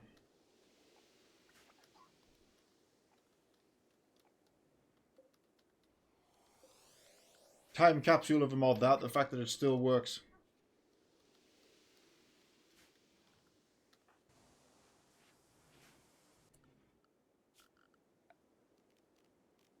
Right, zone.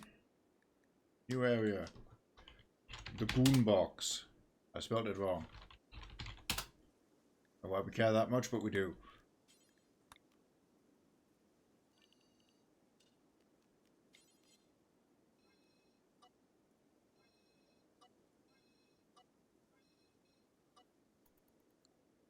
Okay, I can use that to force people to march over there. Then I can draft them to either end, so they're not stood next to each other, so there's no chance of preemptive strike.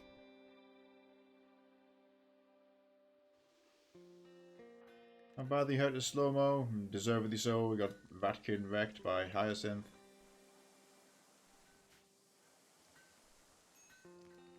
Really liked our little desert town here. It struggled by. Far from the most optimal of experiences we've ever had, but it got there. So get that open before you go anywhere.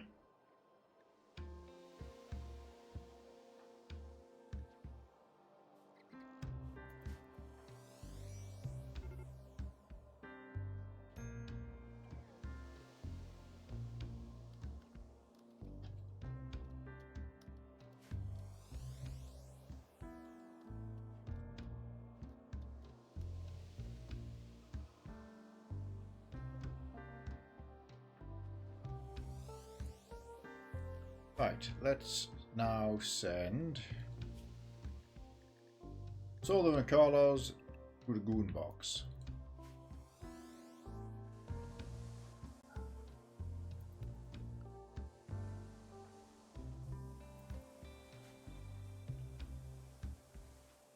those two are the one-on-one fight to be had.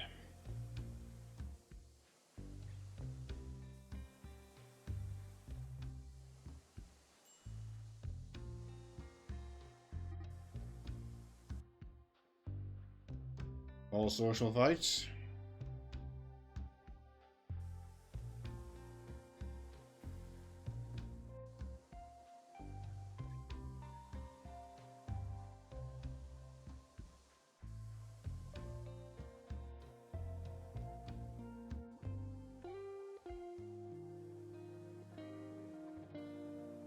Carlos has arrived, Solo's on the way. Oh, sweet. One of our hexagel batteries got finished. Better late than never.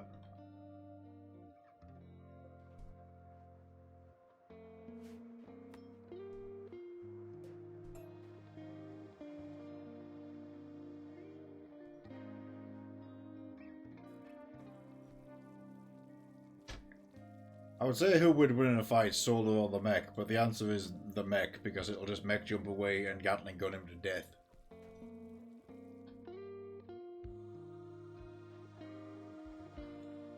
Right, to make sure there's no accidental breakout.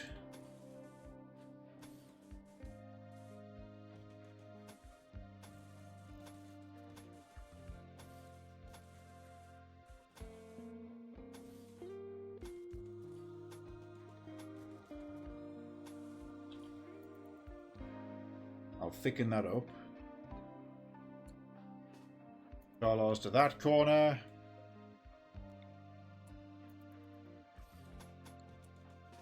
Solo in this corner. Do I have Berserk here? Yes. Mental state, mental break. And save again in case of catastrophe. But I'll just use the resurrect command a bunch of times if they do end up killing each other. Right, mental break.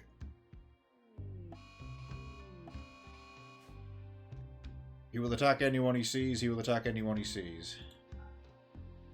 Okay, they're going. First hit to Carlos with that power claw. Carlos is dodging. Solo is dodging. Oh, never mind. Solo got him with the hammer. So one blow from the hammer broke the shield and destroyed Carlos' left arm. That's the critical hit we're talking about.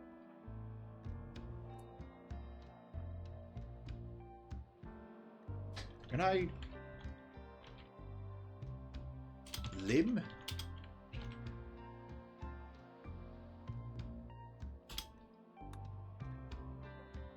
Hang on, is it in here? Limb? No. Give me a sec. We have to fix that arm now, otherwise I'll just have to reload the save.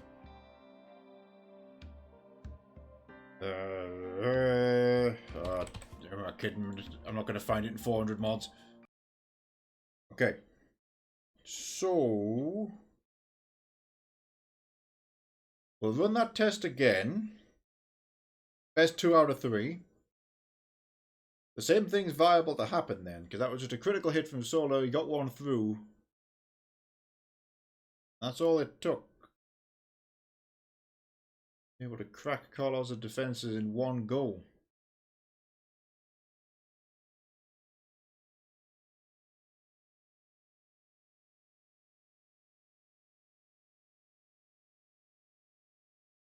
Just a moment.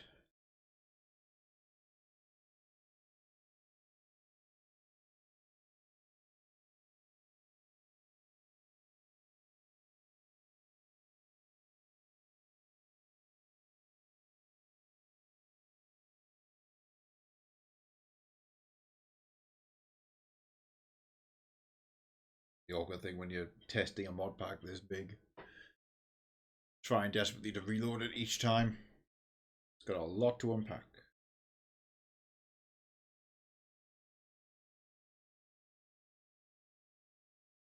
Let it cook. I'm not even going to tab out, it'll break.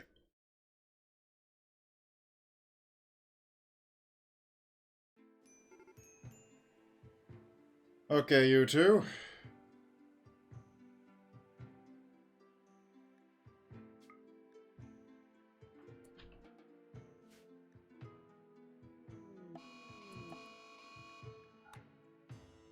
Berserk again, then we'll try a naked fight.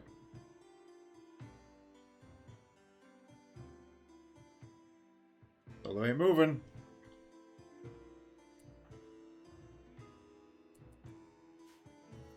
That got him.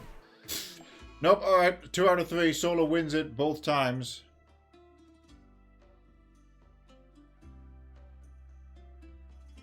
Electrical shock to the brain.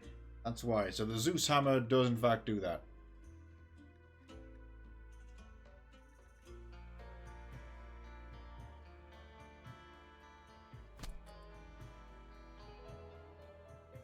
Hang on.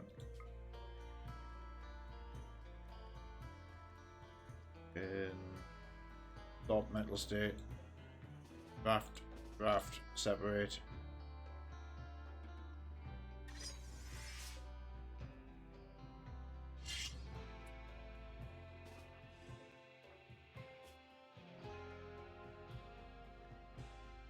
Okay.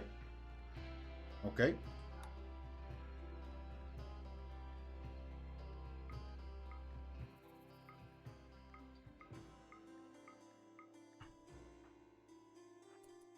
Now we'll do a naked fight.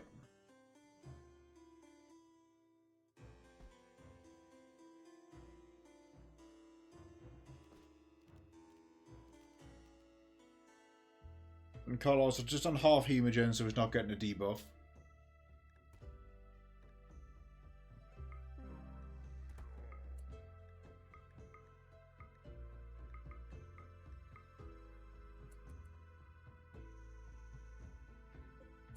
Let me just prevent a mech disaster.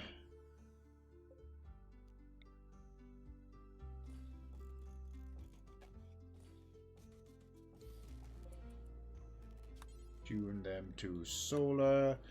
Obviously, he's going to take off his mech boosting stuff, although he should be fine with the genetics we gave him.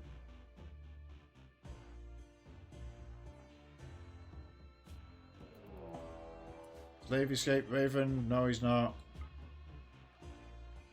Sit.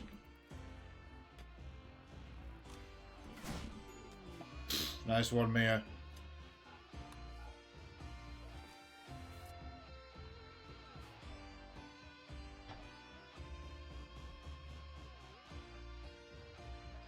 Alright, to make sure that in their berserk they don't run over and pick up one of the weapons they just dropped, we'll fence the weapons off and get these two to run at each other again.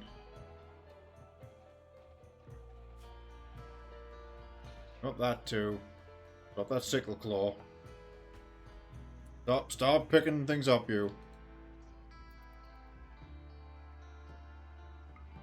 Yeah, welcome back, Carlos. Yes, so 2 points to Solar, by the way, in the fully equipped rounds. He insta-downs you. So we're going to do a naked round now. Solar, stop picking up the log.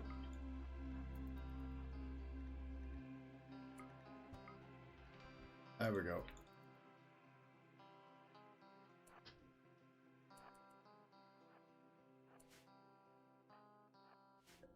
So again, to prevent the pawns from grabbing your weapon in their berserk, we'll quickly shrink the arena.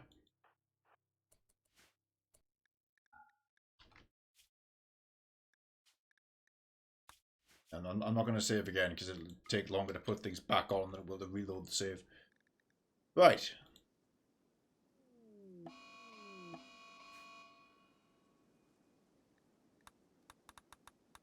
Clear this off.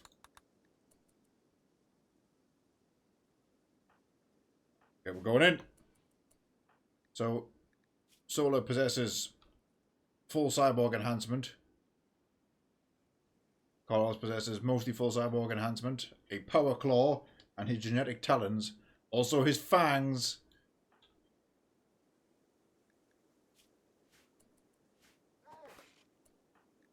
Both hit each other. Carlos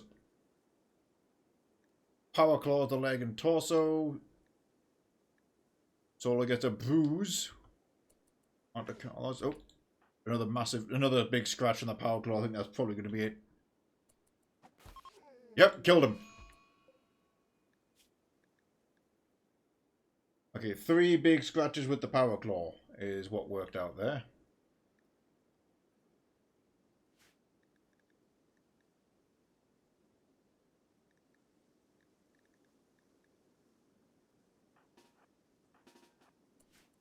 So, naked, Carlos has the advantage. What if that wasn't a power claw?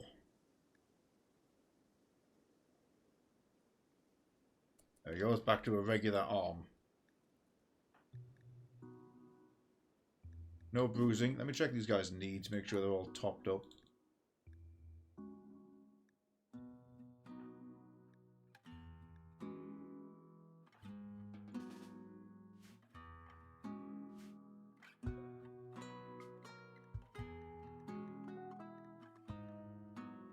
And again.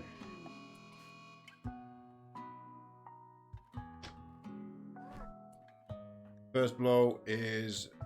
Okay, the claw's getting a crack this time. See, that power claw made the difference. He's going for the leg.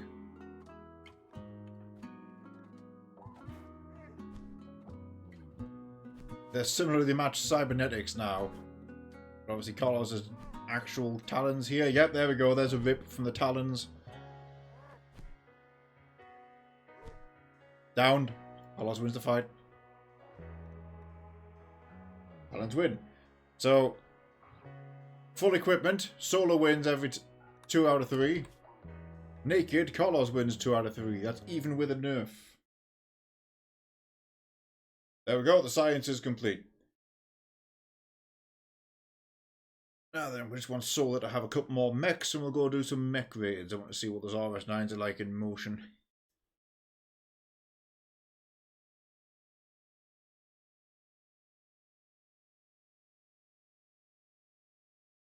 Indeedy. Kind of data we want.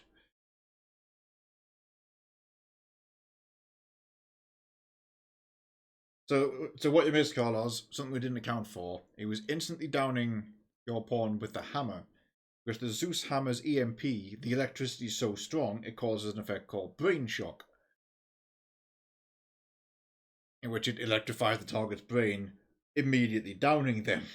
So a critical hit from Solar was capable of doing that with the Zeus hammer.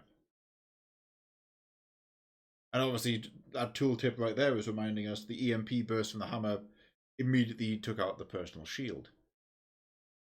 I kind of wonder what armored but unarmed would be like. You know what, that could be a laugh. We'll try that one. Because weapons, no armor is still going to be a who hits first race. And it's probably going to be the hammer again eventually, as long as Solar can tank 1 or 2 hits. You know what? That's something we should test. Take off shield belts.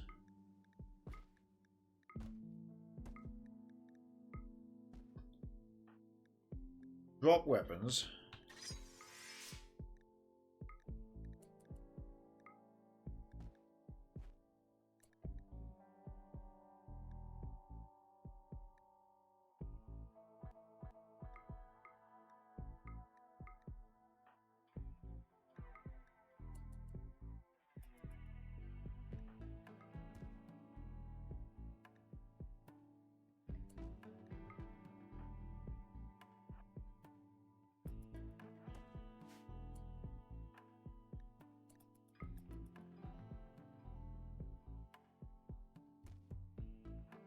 Now, granted, Carlos isn't wearing his cataphract helmet here. So it's a disadvantage. So hang on, Carlos, you're getting that proper helmet back.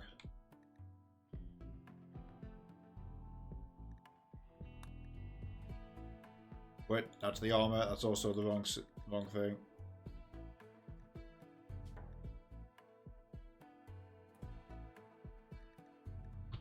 Cataphract helmet. Even though it's masterwork, yeah, have it on. Actually, no, this is falsifying the data because we've been fighting with this so far. So no.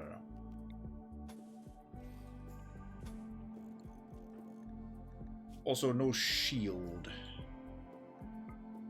Because the shield gets used as a weapon in melee. If the pawns will shield bash. They will. Right. No weapons. No weapons.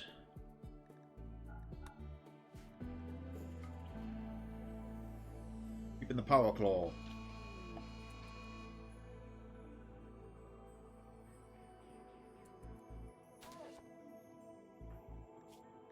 Power Claw doing the work because it's an armor-piercing item. I sense a repeat if that kills him. Sand in the eyes, because Solar still has regular eyes.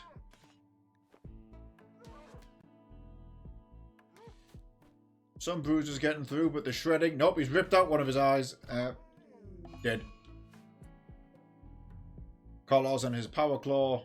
He ripped out an eye and tore his torso to pieces. Ripped his leg off. God damn it, that means I do have to reload the save because now it's not balanced. Alright, we're going to test it. No Power Claw.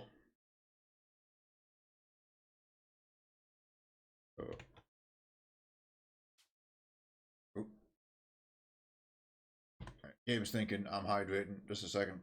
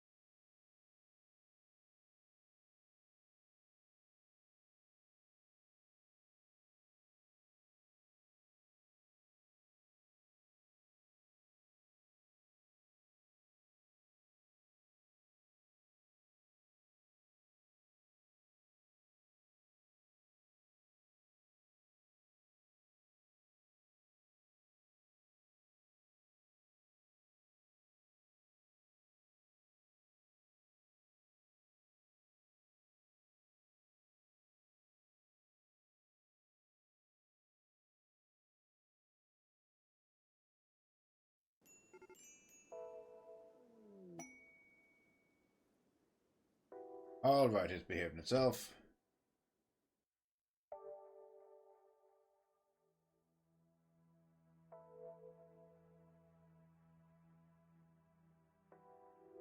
So let's set that up again. Oop, here we go.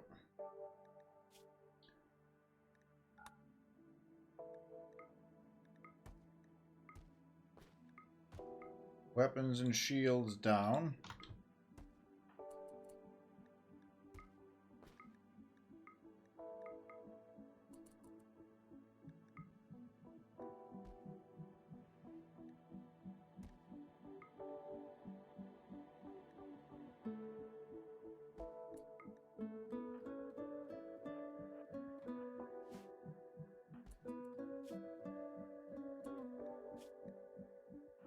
Weapons and shields down. And of course, if I come into here, remove the Power Claw, restore the hand, though.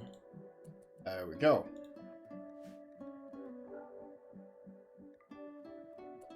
Put up the barrier to prevent a weapon pickup if that's a risk. Oh, I did it again. Shield, that's got to go.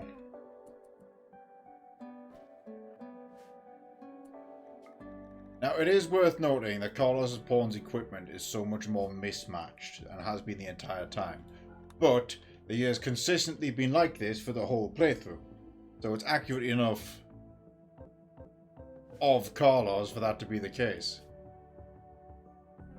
And even Solar's only wearing his armor and some whatever clothing. Right.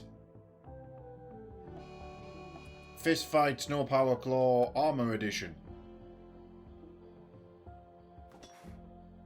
Dodging. Is that the Venom Fangs? It was.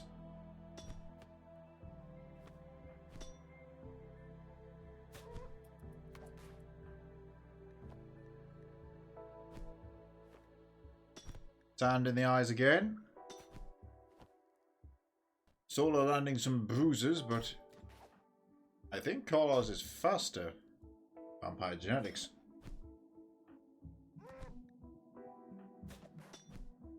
Solar's getting cut up. You can see his health going down. It's also being consistently slowed down by damage. I can see the stack in the bottom left. However, Carlos's entire right arm and left leg are gone. So the counter-attack has been hefty. Solo's on about half health, Carlos is on about 20%.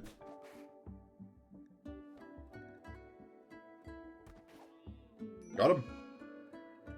Solo wins the fight, destroying both of Carlos's arms and a leg.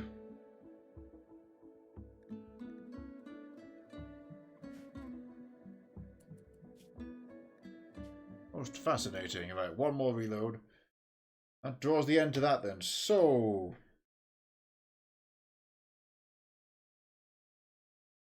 fully equipped, Solo wins. Naked, Carlos wins. Both times Carlos wins, just naked. He had the advantage. Disarmed but full armor, Solo wins because he was able to outlast. Well, no. Power Claw had the advantage, so that Power Claw. So again, yeah, treating disarmed as not having the Power Claw. Because the Power Claw is an immensely powerful augment. If you have any melee pawns in your colony and you want to give them an edge, give them a sword or something they will swing in one hand and a Power Claw in their offhand. And just watch them pull people apart. But yes, taking unarmed for that. Solar won the armor fight because he was able to outlast Carlos's even his fangs and 2 claws, and Solar's cyber limbs smashed Carlos to pieces. So this was decided by gear, if you think about it. That's the importance the armor plays there. With the armor, Solar wins. Without the armor, Carlos wins. There's the bottom line of all the data. There you go.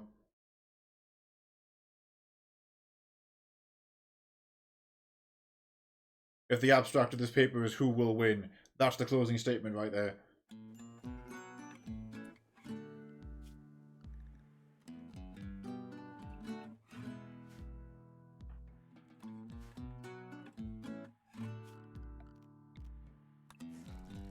Oops.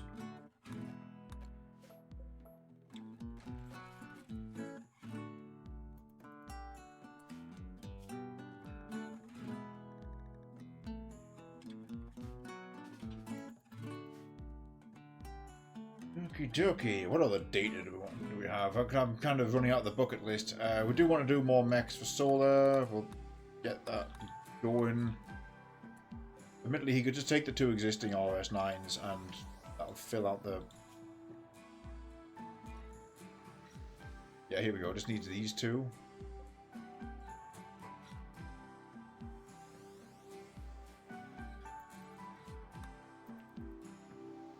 We'll try a mech raid with Solar, I guess.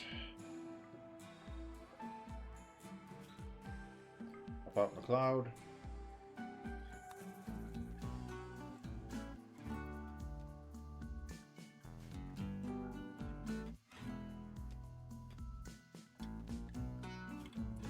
Oh yeah, the other aerocraft. Oh yeah, the little grey, the little observation craft is quite funny. This observation craft came from the same thing as the Pegasus. Same expansion mod as that. So, okay, it does have a gun in it. Just a basic pop gun.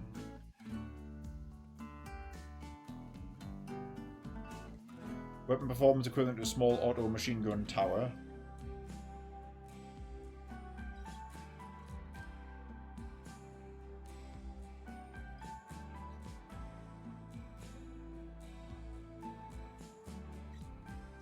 But a fuel of 200, so it's even smaller in that regard. I'll get rid of them.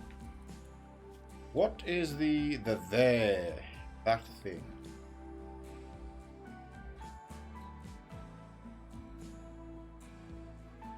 It's a drone carrier.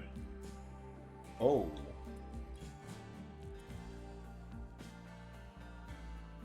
That's scary. Drone production equipment. So it spawns drones? Cloud, I've got a job for you. Get over here now. I want to see this in action.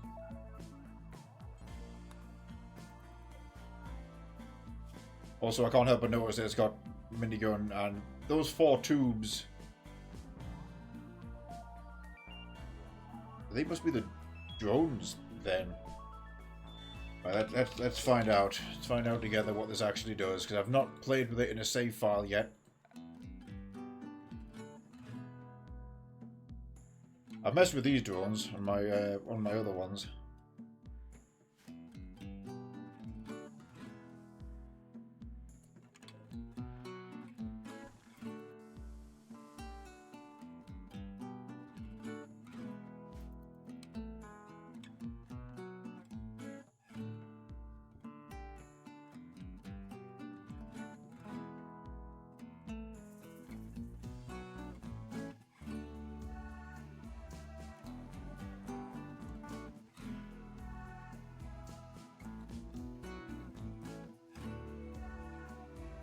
Gonna need extra people, or what's this gonna do?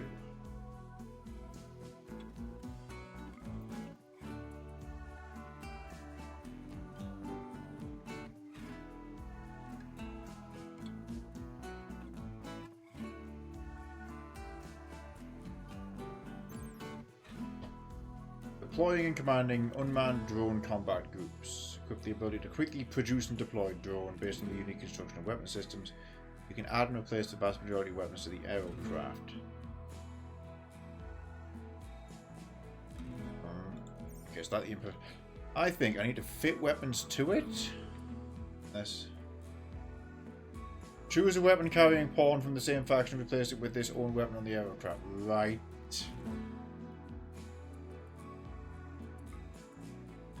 So, I know there are aerocraft-specific weapons, like the Hellfire gun, which you build and put on. Based on what that was saying... Hang on a second.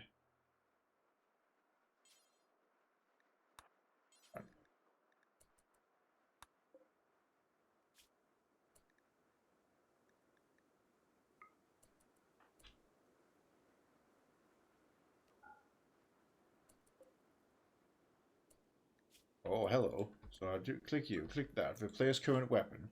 Can McLeod, like, give his Moyle gun? Can we give it a Moyle autocannon to make drones out of?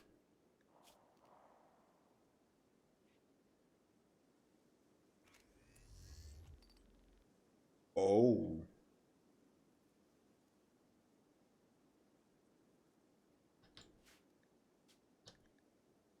Right, what are we thinking? Heavy flamer? Rocket launcher? Swarm missile launcher.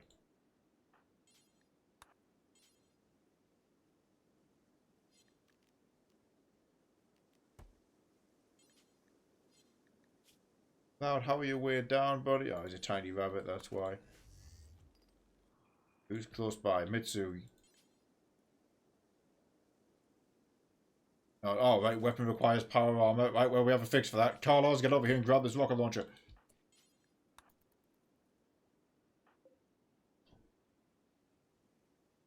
Oh, it's even named after Carlos when it spawned in.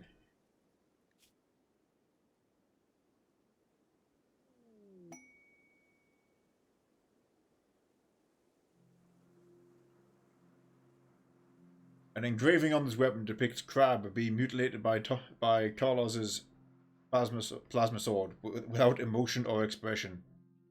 Crab and Carlos are both covered in entrails. The work is shaded in hues of white and blue. This image tells the story of melee mutilating of Crab by Carlos Maz.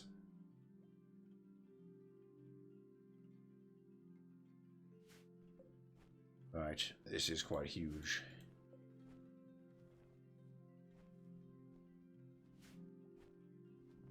And here he comes. Science ahoy. 1200 fuel as well, so this thing could be used very offensively. For reference, when you fly the aircraft around the world map, it costs X amount of fuel to go a distance. That will tell you how much you've got left. Right. This weapon group. Now the game's freaking out.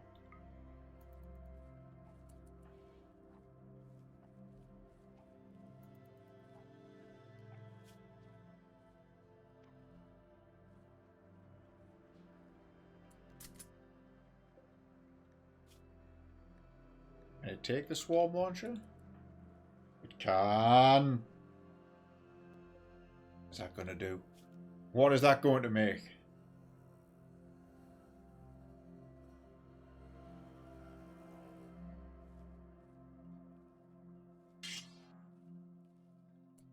Right.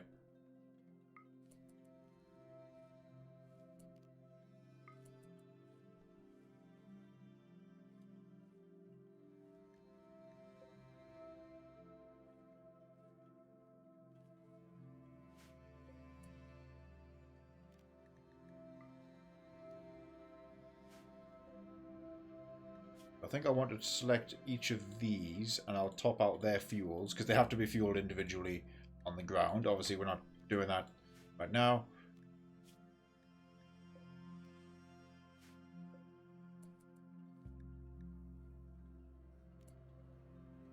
So if I spawned a raid, I'll spawn some threats. Hang on. I'll bet yet if I just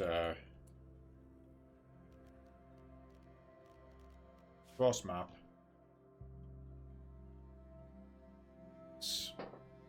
In the interest of cruel science, let's go hit a medieval faction.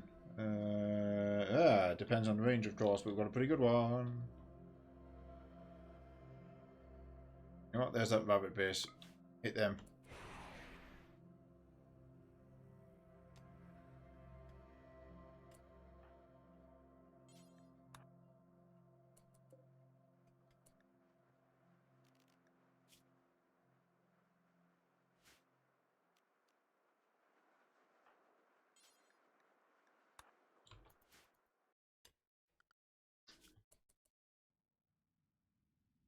There we go. I like how the aircraft icon actually properly appears.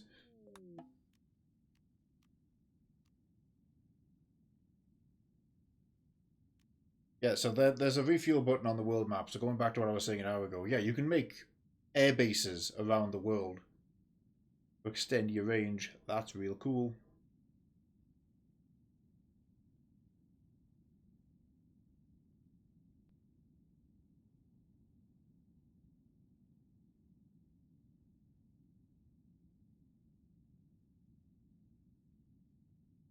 I could make a bunch of air bases, and then we could have mundane caravans, say muffalos and guards, just hauling gasoline by the thousand. So they wouldn't be consuming it much, if at all. And you could prepare all the air bases, stock them up, and you could start your long distance campaigns. Right. How does this thing work then?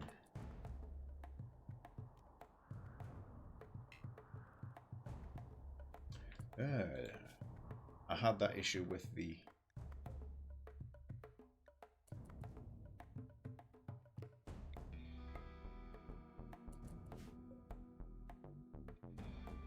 airship once. So it has an integrated minigun, so we can do some firing with that. But the hope is that this is going to make mechs. Yes, yes, yes!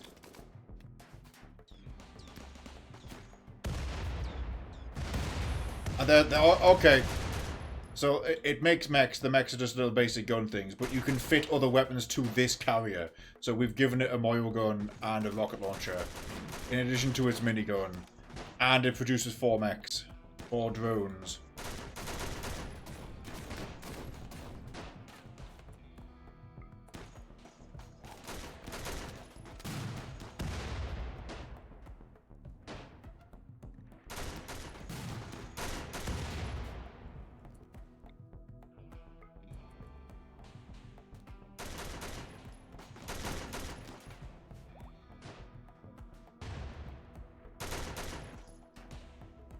You can select the modules directly on the model.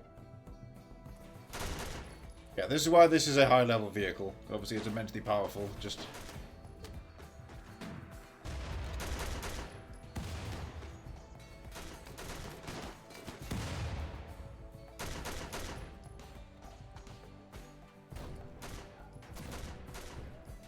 there's the Moyo gun firing.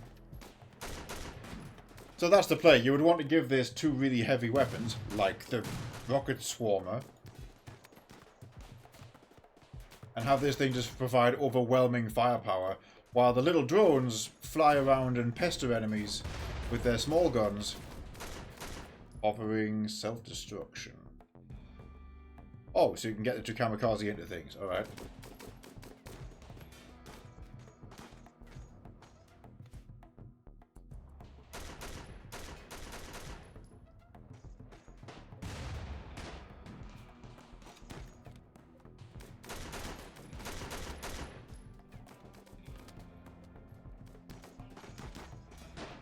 Not bad at all.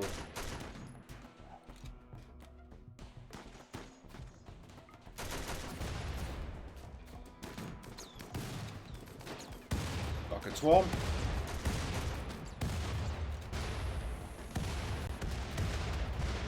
I did it with that guy.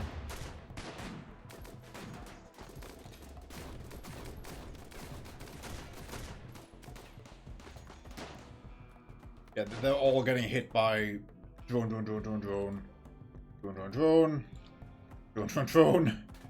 And obviously they're so small and flying around so much, those are very hard targets to hit. So this is a case of this aircraft can probably kill this base on its own. Which is what you would want after spending the amount of resources these things would cost. 1500 steel, 450 flat steel, 80 components, 10 advanced, and 300 chem fuel.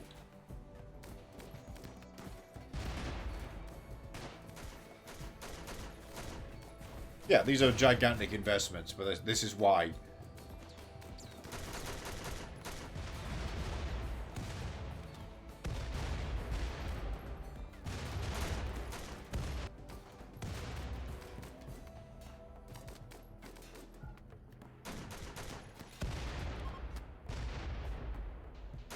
They are now fleeing.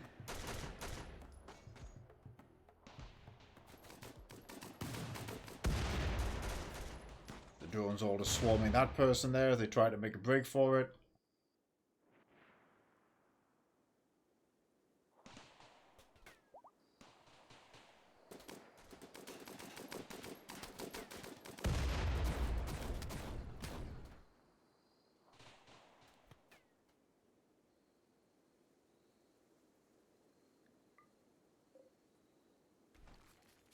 Give it the door treatment once again.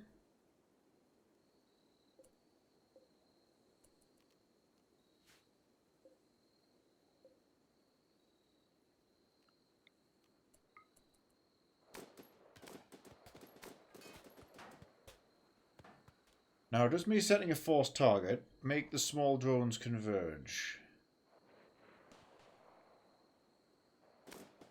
There's no, it is the carrier for the target's main weapon. Okay.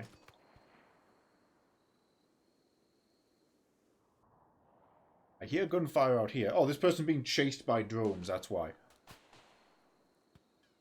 Yeah, so they're all actively picking their own targets. So this thing was fueled up to the max. It's pulled itself down to about...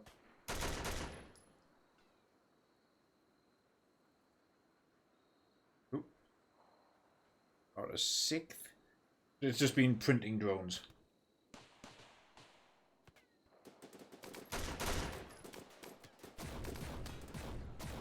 Love to see it.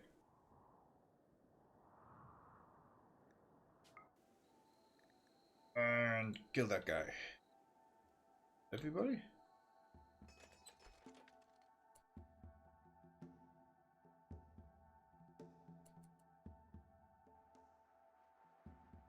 Any more turrets I need to break? Cool, that's what that does. So we'll keep an eye out for that next in future games if we happen to be using aerocraft. Cross map. Back home. You see how it says fuel surplus? That's how much you'll have left when you arrive. Tricky thing with aerocraft though, I don't think that base is going to count as dead.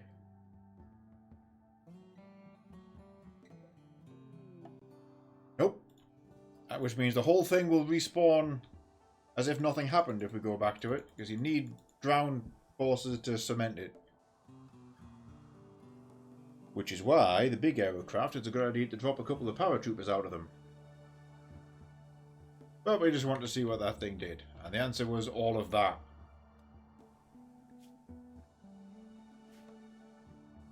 Right.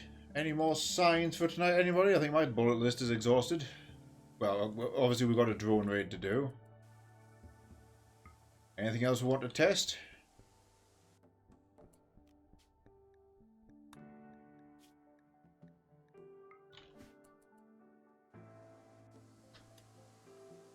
What had my eye was a few of the weapons, of course. If we have a look into the extensive territory. Oh yeah, we were talking about the panels. Oh, it's going to be hard to do. So obviously we want to build them. Well, just getting a bit finicky with the bench could do it. I actually, truth be told, I have an idea for a future playthrough with the panels, because it can do royal module. And panels can be royals in their own way. I think a royal run with that pack would be good, especially post 1.5. However, I want to see them develop more content for it. That's been just a fun addition on the side. It's made for great raiders. Moyo Tech. There's only one Moyo pack. There are 3, so that's entirely its own separate thing. Should probably run that at some point. Let's get to in charge balls. This is where we're getting things like the weapons we've already seen, because we were taking them from raiders. The precision rifle, the autocannon, the ballista. The Moyo battle axe. 30% armor pen. Biogenic blade to minimize cuts and bleeding, yeah. Then we've got Abyss Pearl sculptures. Diving suits. Delve even deeper. So Royal Arms would be Royal Ballista, Royal Charge Rifle. Marie has one of those. Power Fist, Battle Axe, the Auto Cannon.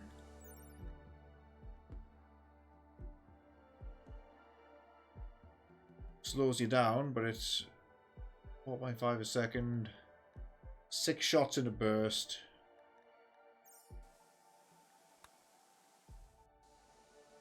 What's Belial 5? Mechanized solution similar to Luciferium. Oh, okay. Yeah, they produce their own Luciferium along with their own skill trainers is the whole gimmick with them. Ratkin we're very familiar with. I have played a lot with the expanded stuff.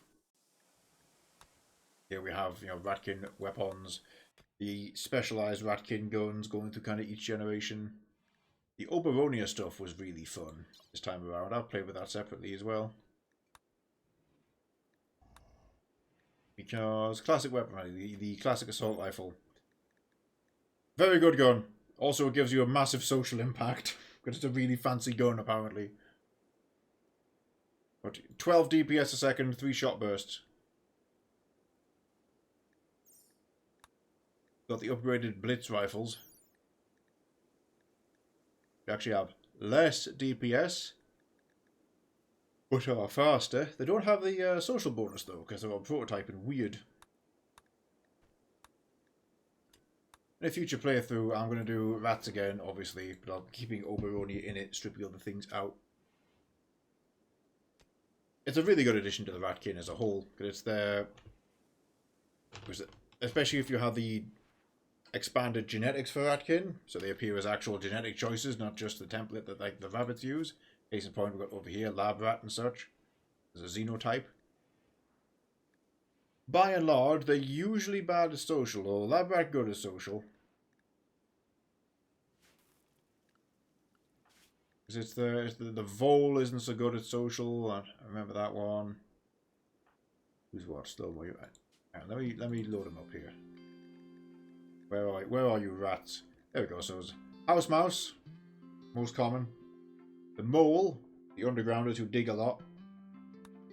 But they have poor art, poor animals, poor social, poor intellect, poor shooting, slow study. But strong stomach, low sleep, super high melee, so they're, undergrounders. Underground melee rat. Then the Lab Rat, with her strong intellect but bad combat skills. Also a size sensitivity.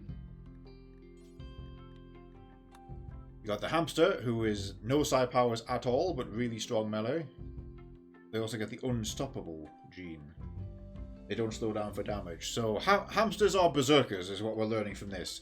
Super fast wound healing, strong melee, very fast running. They're aggressive, strong melee again. Unstoppable gene. Also robust. So they take less injuries. Hamsters are berserkers. Got the squirrel, who is really low everything, but they're fast, happy and strong, good at plants, good farmer basically. A less impactful hamster really. And finally you got the vole, which simply has the take it easy gene. Just a few other simplicities. So they're kind of genetically ascetic. Don't care about awful bedrooms. High chance for social... very low chance for social fights, sorry. 10% chance out of 100. And half and half that it would be a violent mental break.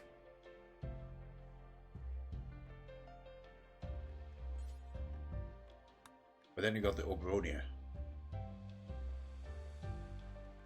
Low psi, but they're good at the cold. Strong art is the Oberonia's thing. Immunity. They make for really good negotiators because they're happy, attractive, and they'll make a good throne room because they're nobles. That's enough gushing about that. I love the variety that gives. The other mods we've had on this particular save file haven't all followed the biotech framework, which has been a plus and a pro and a con.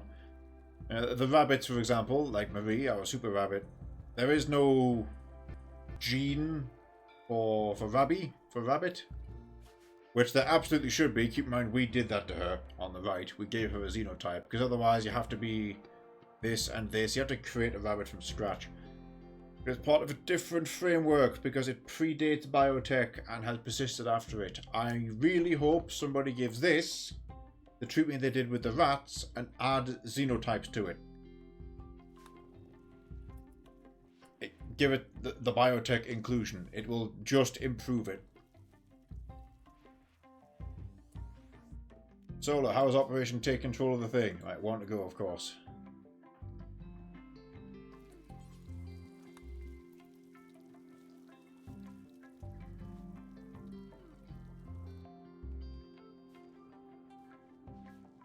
Yeah, Moyo, I'm going to make their own separate playthrough because I want to load all 3 Moyo packs. And nothing else. I'll keep it just them. And we'll pick a certain goal, I suppose. Oh, let's see what happens. Of course, after today, 1.5 drops, so all bets could be off depending which mods get updated and which mods don't. Some of these are already on either hiatus or slow production. If you look at the mod page, there's notes for that. Clearly they're stepping back and they're looking at the various tools they have. They're wondering, is there anything to still do? Is there anything to add? Does it need more development? It's always the case when you develop an extensive mod, then updates come out to the game. It changes some fundamental. Well, they don't change fundamentals, but they expand it. They expand the core gameplay. As a case of, right, is part of my mod now obsolete? Is part of my mod now picked up by the game? Does part of my mod now not work because of the core changes? I have to redo stuff. And it can take it out of you, to be honest. You spend months developing something and then obviously don't work no more. So you either purposely play an old version or you're just out of date. Yes, right, Solar has all of these.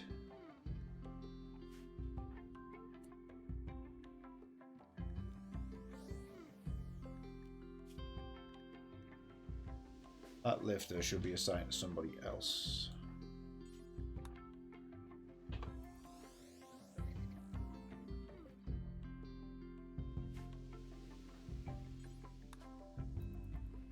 Whoever you should build more RS9s.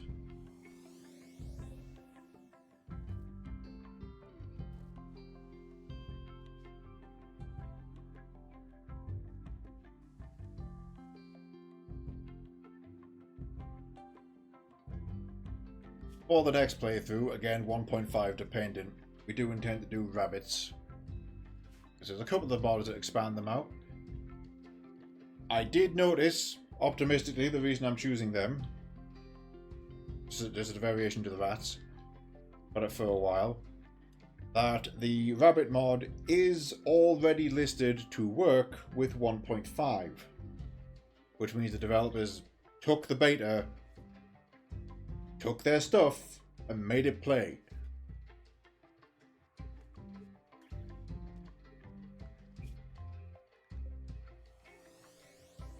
Where's Rosie at? First thing I'm hoping I get to keep things like my ice fairies, dragons, and cows and things.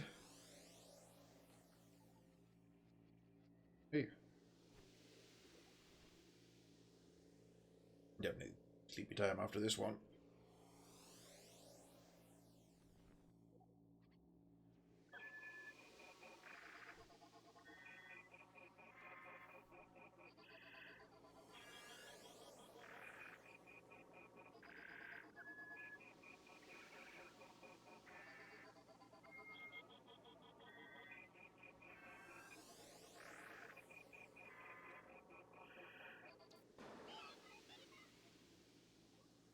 Right.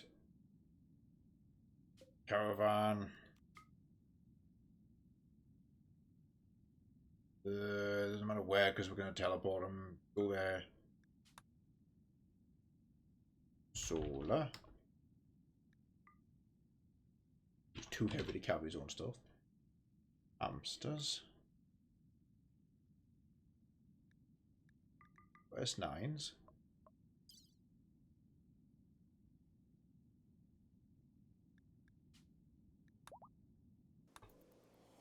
Off he goes.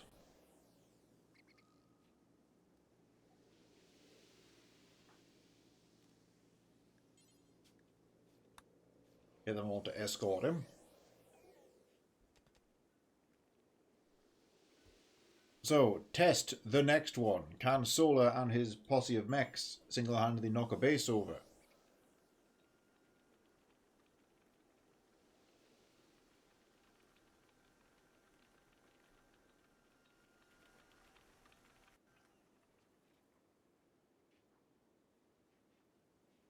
Got a permit choice. It's just Marie's weapon.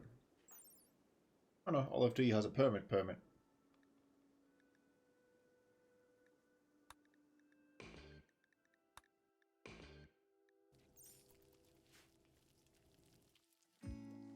Oh yeah, another thing people want to see more of. Although we spend a lot of time perusing this anyway. Was there a particular prefab to check? Edge mazes are kind of cool. 31 grand. Artificial ecosystems.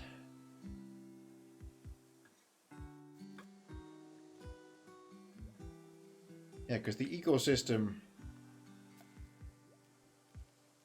There's hydroponics, and there's custom shape hydroponics. Hang on a second. Yeah. Artificial ecosystem. Grows plants quickly in a sealed ecosystem, requires high amount of power, built-in sun lamp. Yeah, that's the thing. So it's this own standalone thing. The rat version of this. Yeah, so they're a super contained, really fast-growing, completely self-sustained version of the hydroponic. You don't need to do, for example, what I've done with the hydroponic wheel, where you build gas lamps into it. Also, this experiment did not work. The bioceps here are meant to grow when rot stink is on them. These ones produce rot stink. They're growing mega fast, but the stink is not spreading enough to grow these. So I guess the ratio of stink needs to be way higher than what I think.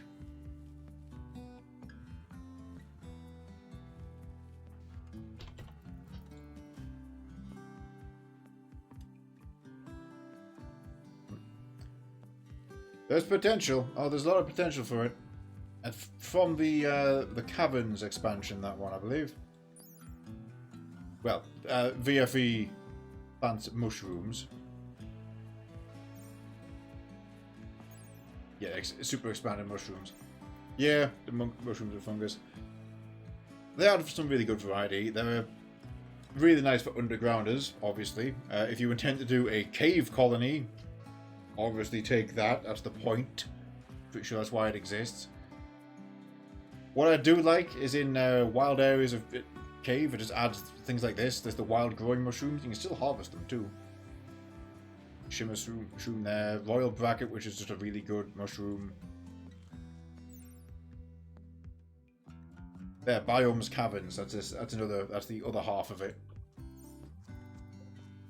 Making them kind of grow in the wild. So wherever I've been mining places out, you see these glowing pockets where mushrooms sprout up through the gravel. I just really like that. Adds a nice wildness detail to the whole thing.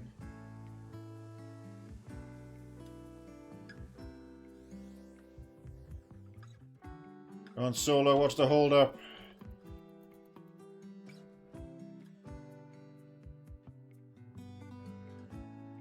Why do you still have a bunch of logs? There you go.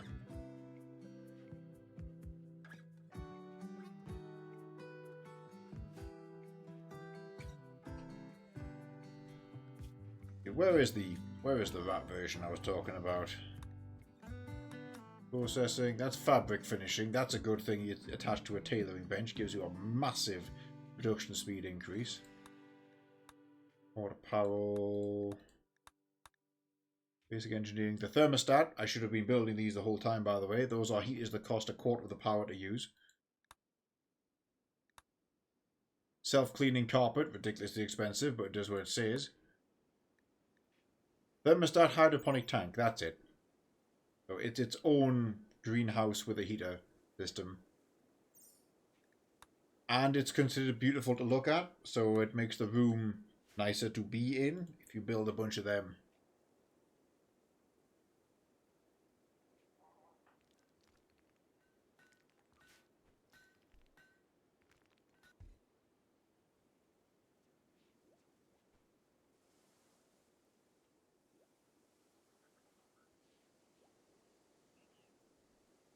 Where's he going now?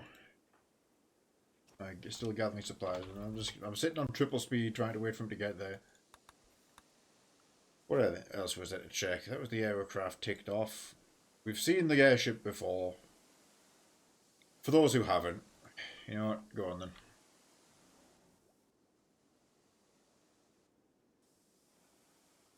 There we go. Get rid of that. So it's got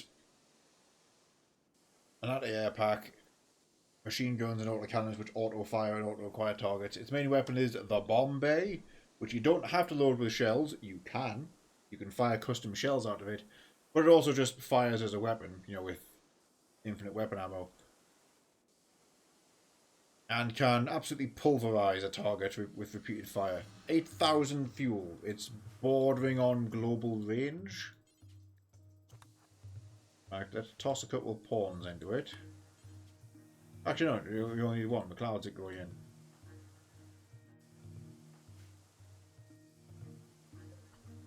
And I send these two. I think more people increase the rate of fire.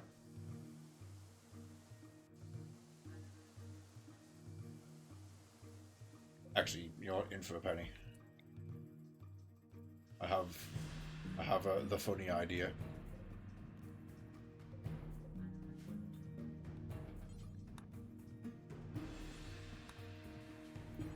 Let's sick 3 of them on a base and just annihilate the place.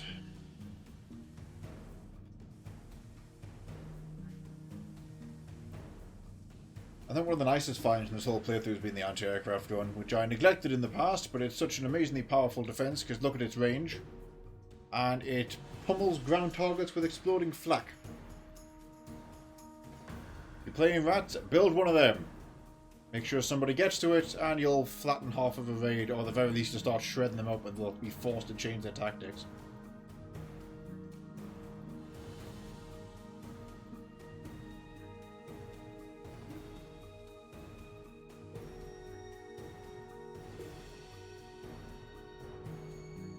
Waiting for Solar to get his... Not out here.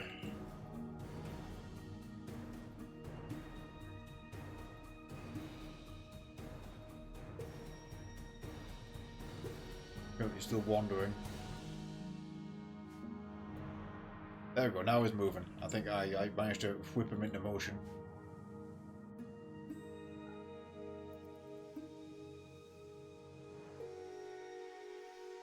How glitchy is this going to be if I make 3 of them go to one location?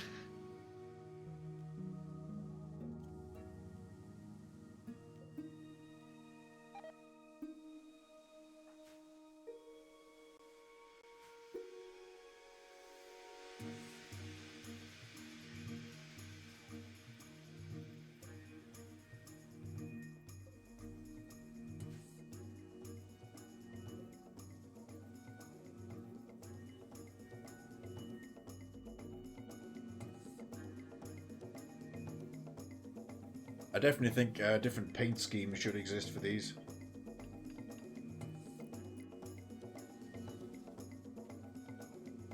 Okay, Solar and his mechs are going. We'll catch up with them on the road in a bit. I get them just to... They're just going to take a walk up the road for now.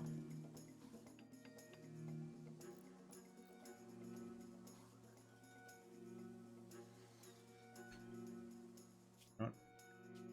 Save the game there for shenanigans.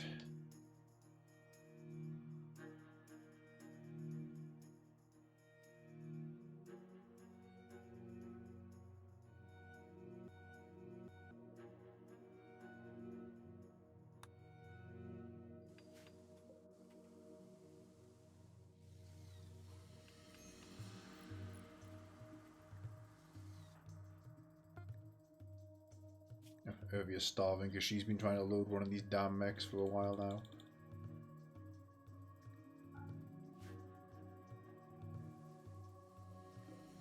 Right, I'll bite. Take off.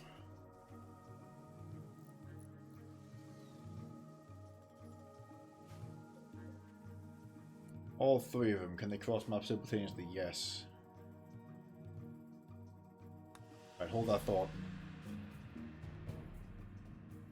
That's hostile, right? They deserve it then. That's hostile.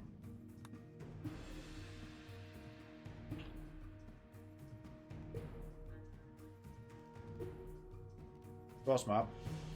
There. Oh, it's a one at a time deal. Alright, fine. Cross map. There. Cross map. There.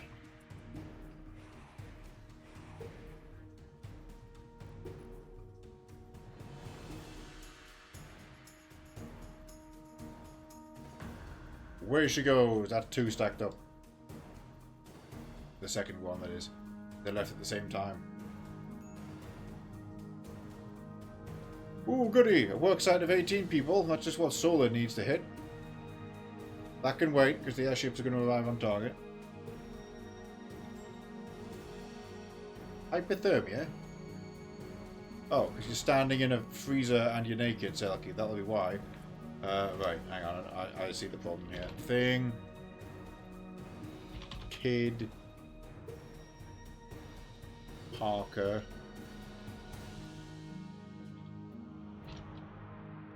We did not account for child. Kid pants. There you go, put those on.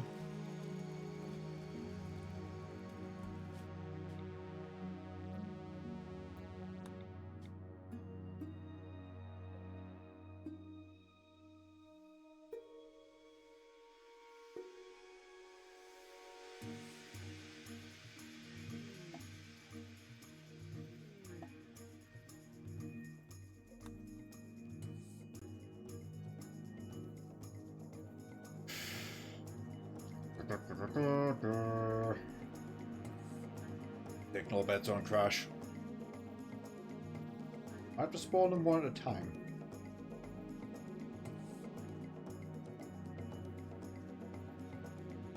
So, if anybody remembers January, these are the vehicles that were too big for the game to handle.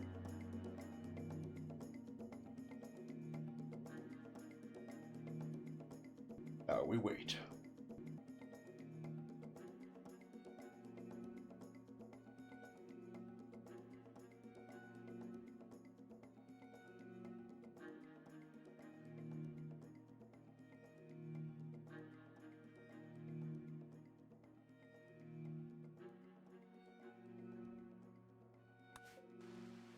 Sweet. Someone laid an egg.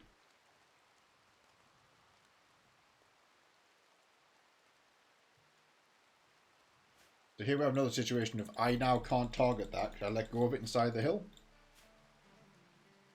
Because the aircraft does not have a menu on screen. You have to physically click it.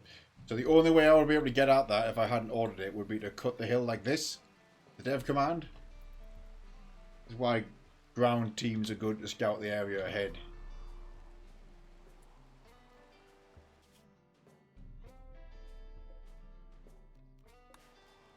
Second one spawning on that side in that mountain, look.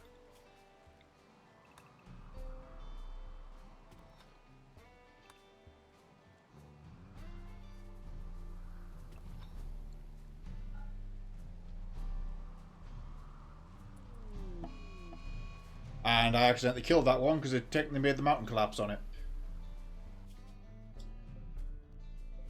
Glitchy times.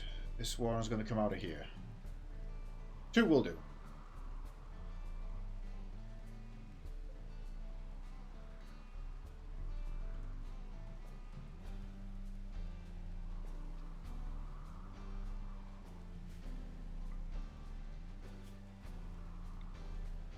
There we go.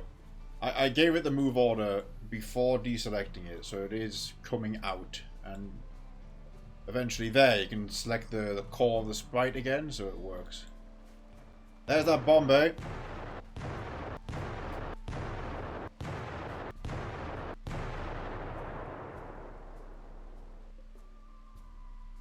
Get him to strafe that way. Then to strafe into the nice open valley there. Here comes all the people.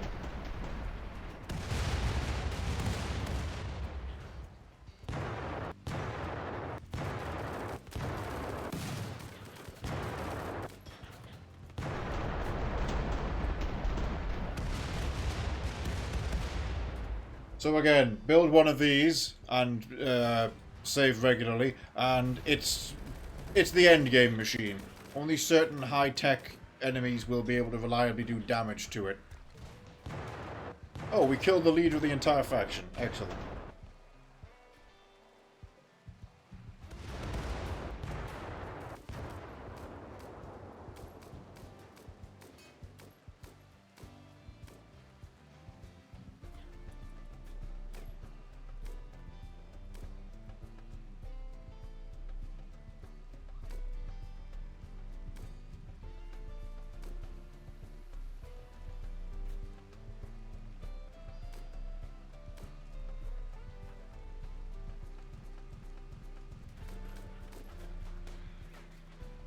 Yep.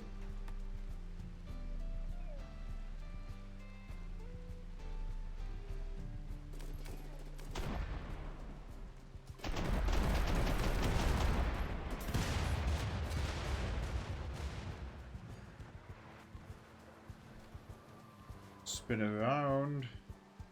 This guy didn't catch enough targets in time, although it's about to come out the mountains and engage all these turrets once it clears the buildings.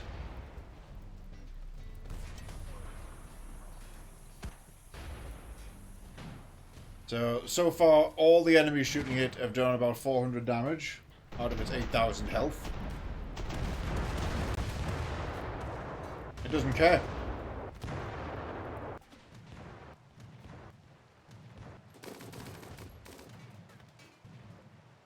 So the more advanced defenses like the autocannons and things, they're a threat, especially in high numbers. But you're going to be shooting back all the time, so only the most high-tech of bases will contest you here. Your real challenge, once you actually have the thing built, is keeping it fueled, because 8,000 chem fuel is hard to come by. So you would probably have a very big logistics network of growing canola and producing natural chem fuel ad infinitum by that point. Or at least you should, otherwise you're not going to be able to use these things very much.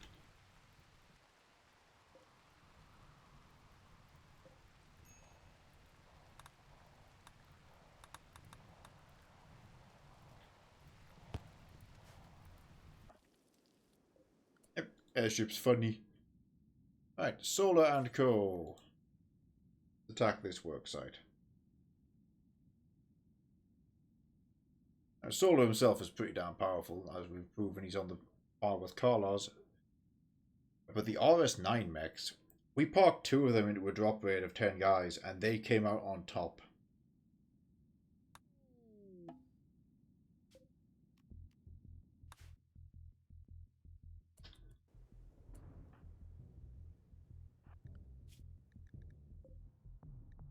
For dev reasons, I'm just going to fill up the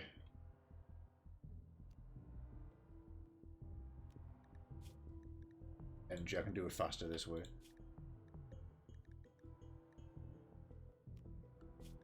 So if you ever take mechanoids to attack, you would have them dormant, and you would have them sat at the base, fully charged, and then sat down waiting until it was attack time. That way they would travel using 10-15% of their power, and you would arrive with 50 to 70 to actually play with.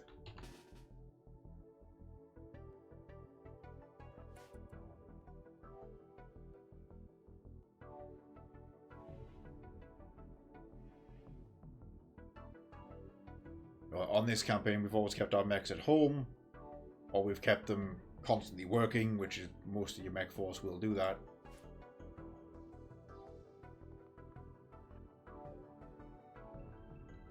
Test them out then. Hamsters.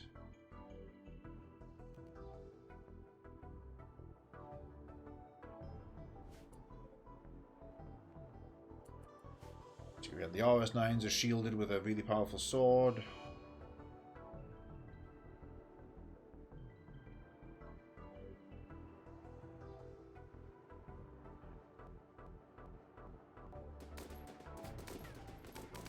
Hamster guns go.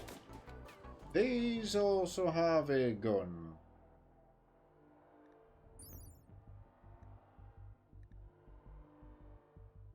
Oh, no. Yeah, it's a sword, and it has a healing ability. Similar to vampires. So it can heal your biologicals.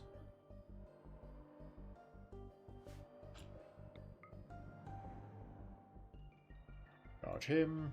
Charge him.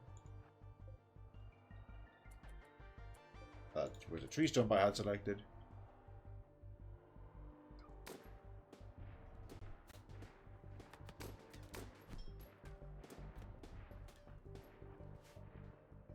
If any somehow get past these, Solo will just start brain smashing people. Let's go check on the situation over here. Tell that to go home. Tell that to go home. Didn't count as base destroyed. Aircraft are weird. Gotta land a follow-up team to finish the job. Losing a lot of frames to this test. Here we go. Stabilized now.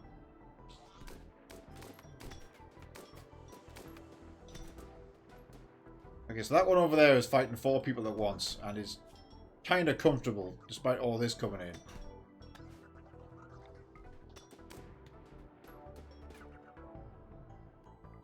Here we go, search and destroy.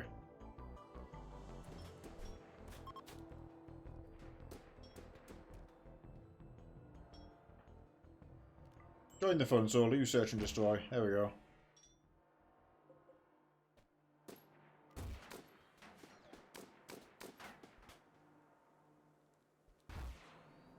Yep, absolute child's play.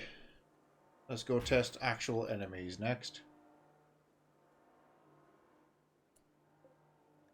Total damage taken, very light cracks. They either couldn't get through the shields or couldn't damage the mechanoid bodies reliably. That one's unhurt. Cracks here.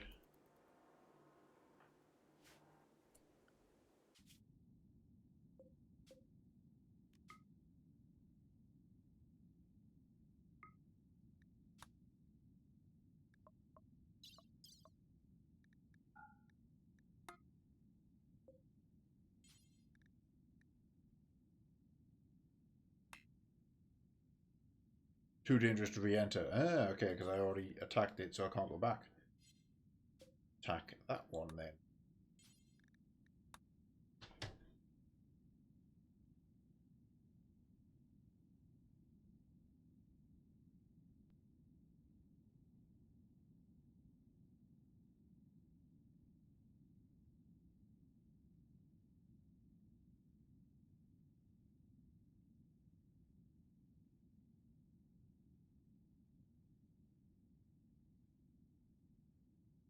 play a bit more carefully against a heavily populated, heavily defended place. But if Solo and his hamsters pitch up and then machine gun fire the incoming, and then just the RS9s hold the line, a good choke point in some ruins, perhaps, should be able to blend his way through stuff.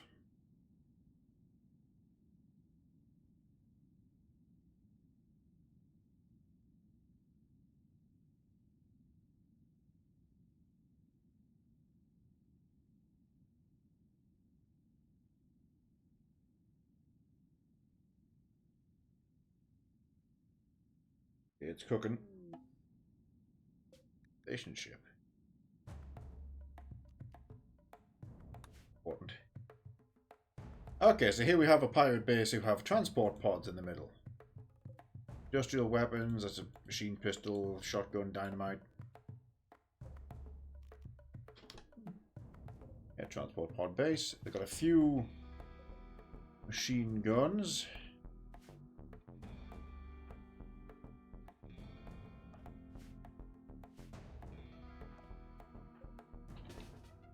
Zola and his mechs get to that position.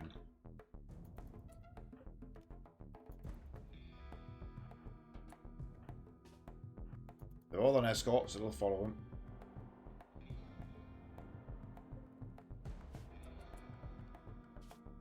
Meanwhile, back home,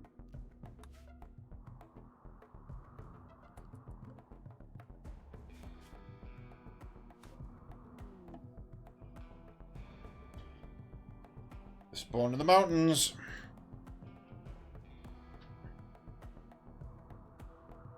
Let's send the airships over.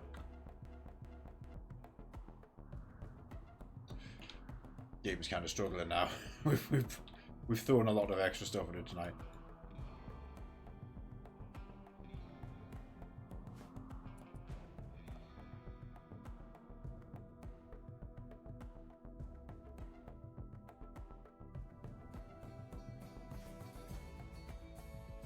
Is the bomber with 2,000? I wonder. That could be a laugh. I also want to see what the third bomb option does. We'll do that before we quit. Because there's airburst, then there's big bomb, which we've got selected at the moment, and then there's support package, which drops buffs and supplies for ground teams. I want to see what those are, because that would be a pretty good option for future attacks.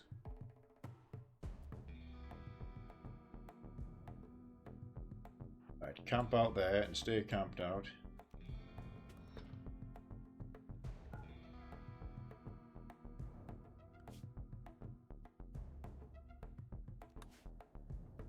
Okay, there's the second one. Cross map to here. Off you go.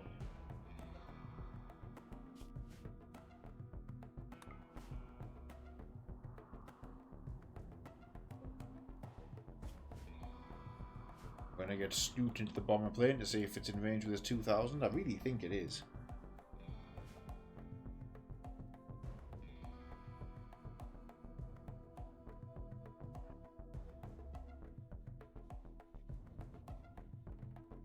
Oh, there's even a little second transport base section here.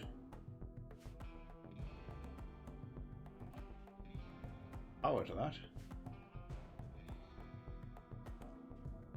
So the bomber, if the bomber plane makes it, it's going to go right here.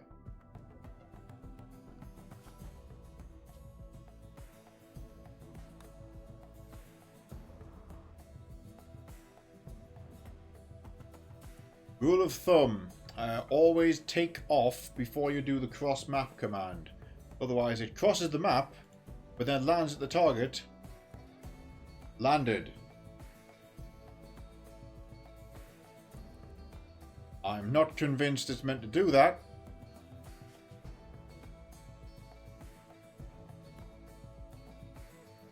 Oh, it absolutely can make it. But that's a warning for anybody looking at aircraft in the future. That is another mod that's already cooking for 1.5. If not, they've already updated it. We have an exciting week ahead of tests and updates for all of your favorite mods. More so than anything, I'm going to strip everything down to bare basics, and with the exception of probably a couple of very minor quality of life stuff like carry to inventory. I'm going to play 1.5.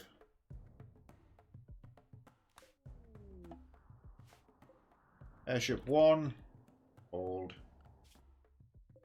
Airship 2, hold.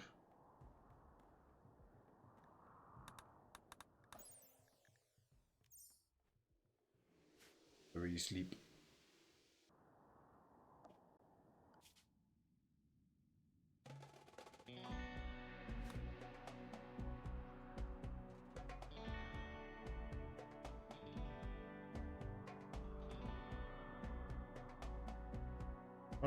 What else did I say I was going to test?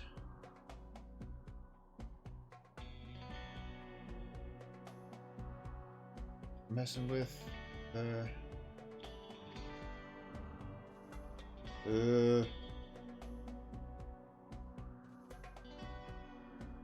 I know we wanted to try the powers out versus the side casts.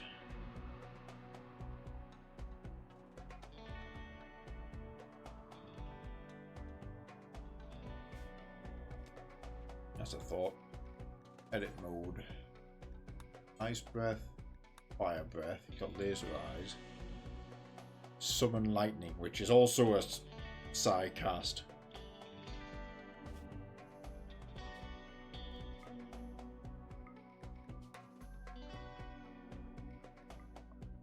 What?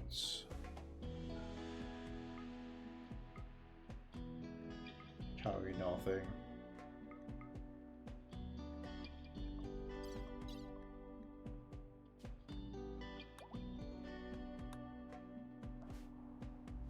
We'll warp them over and throw the powers out and see how they behave. Lane.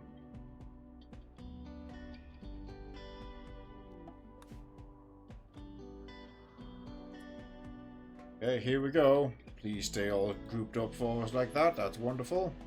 That was it. We're going to test the supply package. We'll have to test that at home.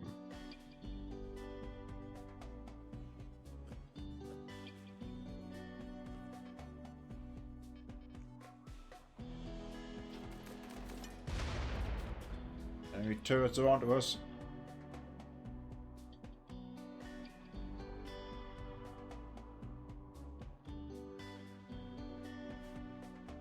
That was a bush, not an airship. Why can't I select this airship? Happening again!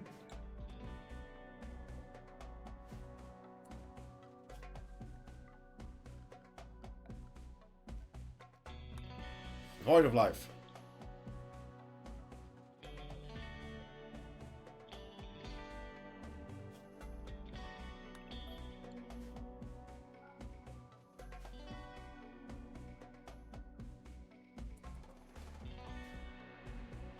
Airship cell has become... This is the trouble because they're big and glitchy. Its selectable cell has gone off screen.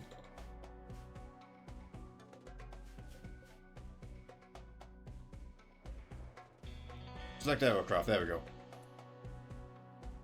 Draw a box and it'll come up in there. Oh, we overshot. I was busy messing with that.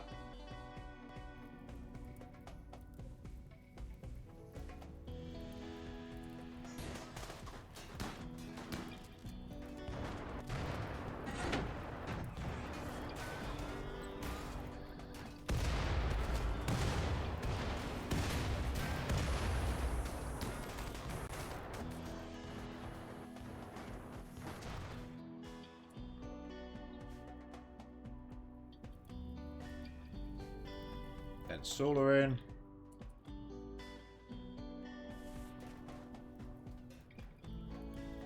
There we go, that bomber got away with minimal damage all the same. And that's off cooldown. It's absolutely got enough fuel to do one of them and still fly home.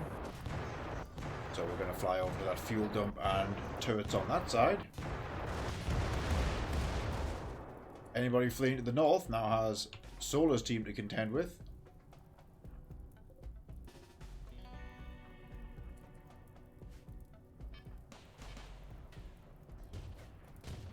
Ooh, autocannons, you know what?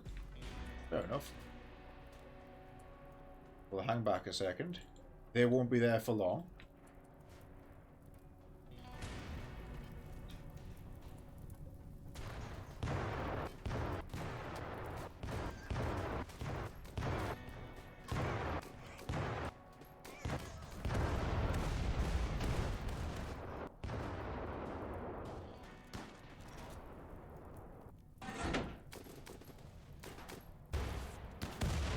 Autocannon destroyed.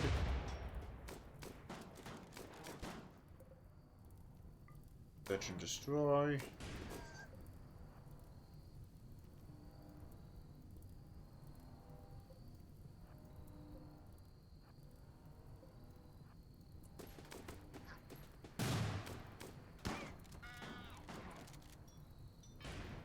Solar jump to there.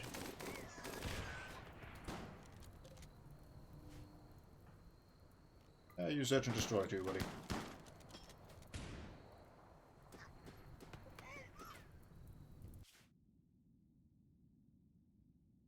Forward bound.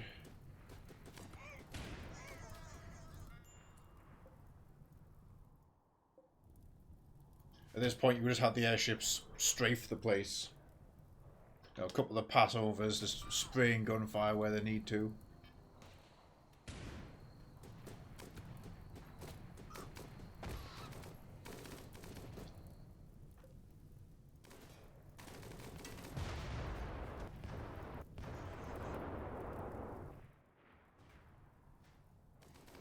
But yeah, there we go. A variety of endgame super weapons.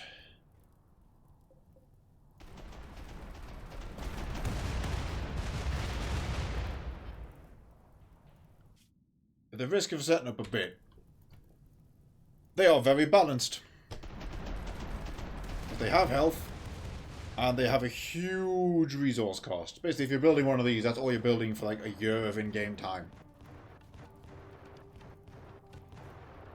But in addition to the resource cost, it's the upkeep cost. Like I said, the fuel.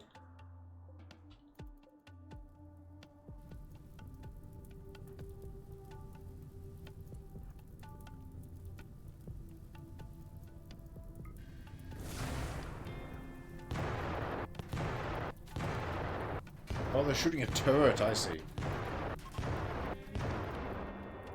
Well, area now safe.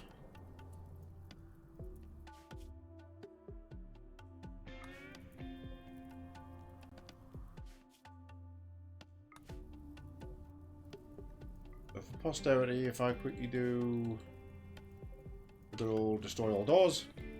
Quick insight for this base for the curious.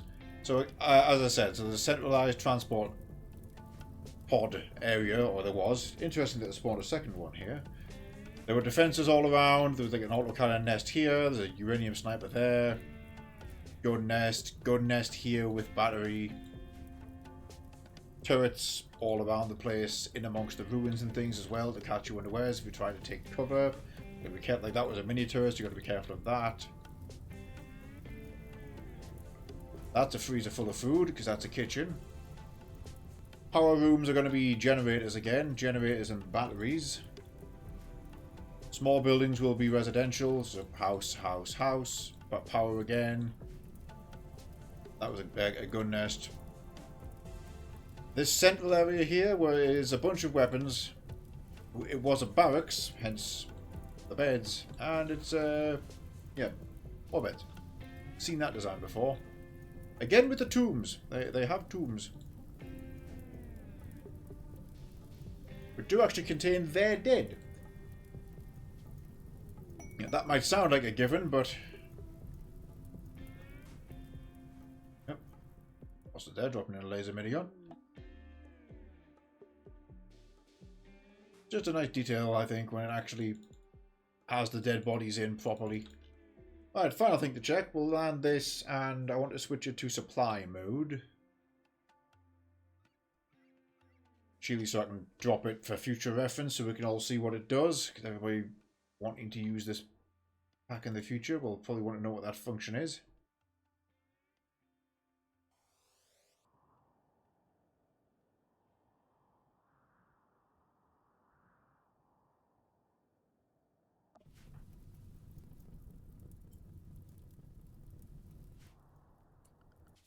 Now, solar, reform, or wherever really.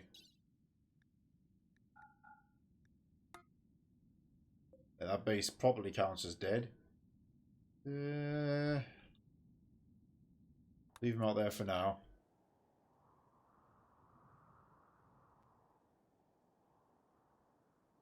Fucking Watt was meant to be leaving ages ago and hasn't done anything.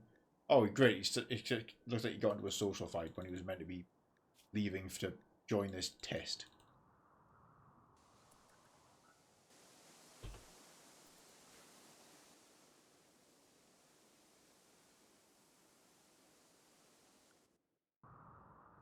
Plane, where are you? Rate's had it now.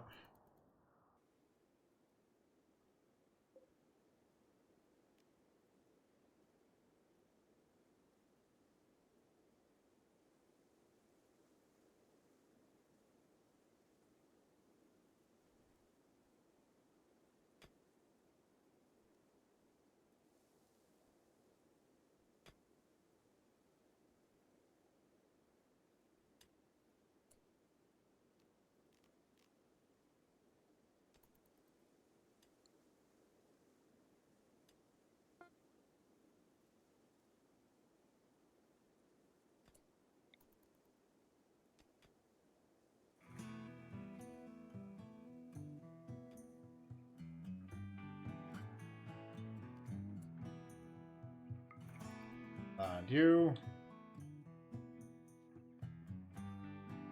Okay, so the button is over here, see. So there's airburst, which costs 600. There's the big bomb, which we were dropping there, which costs 400. And then, yeah. Pile of supplies, providing various enhancements to allied forces around the supply area, like rate of fire, healing coefficient, and damage absorption.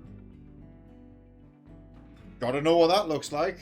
So let's just quickly drop one of them at home. Oh.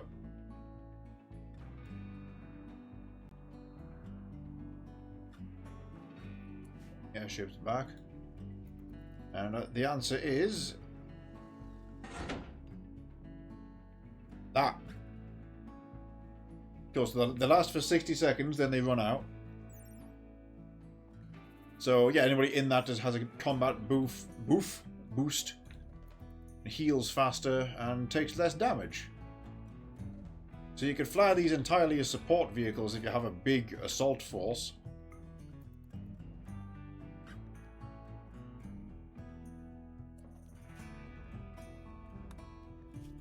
Nifty. I think that puts a pin in this one, gang. That's a good amount of science for tonight. One last look at the colony that we've come to enjoy over the last month. Thank you all once again very much for joining me. Hope you all enjoyed watching and being a part of this one. 1.5 awaits, so we'll see you in the near future. That'll be it for me, though. I shall see you next time. As usual, we'll read out on the end card soon. Bye-bye.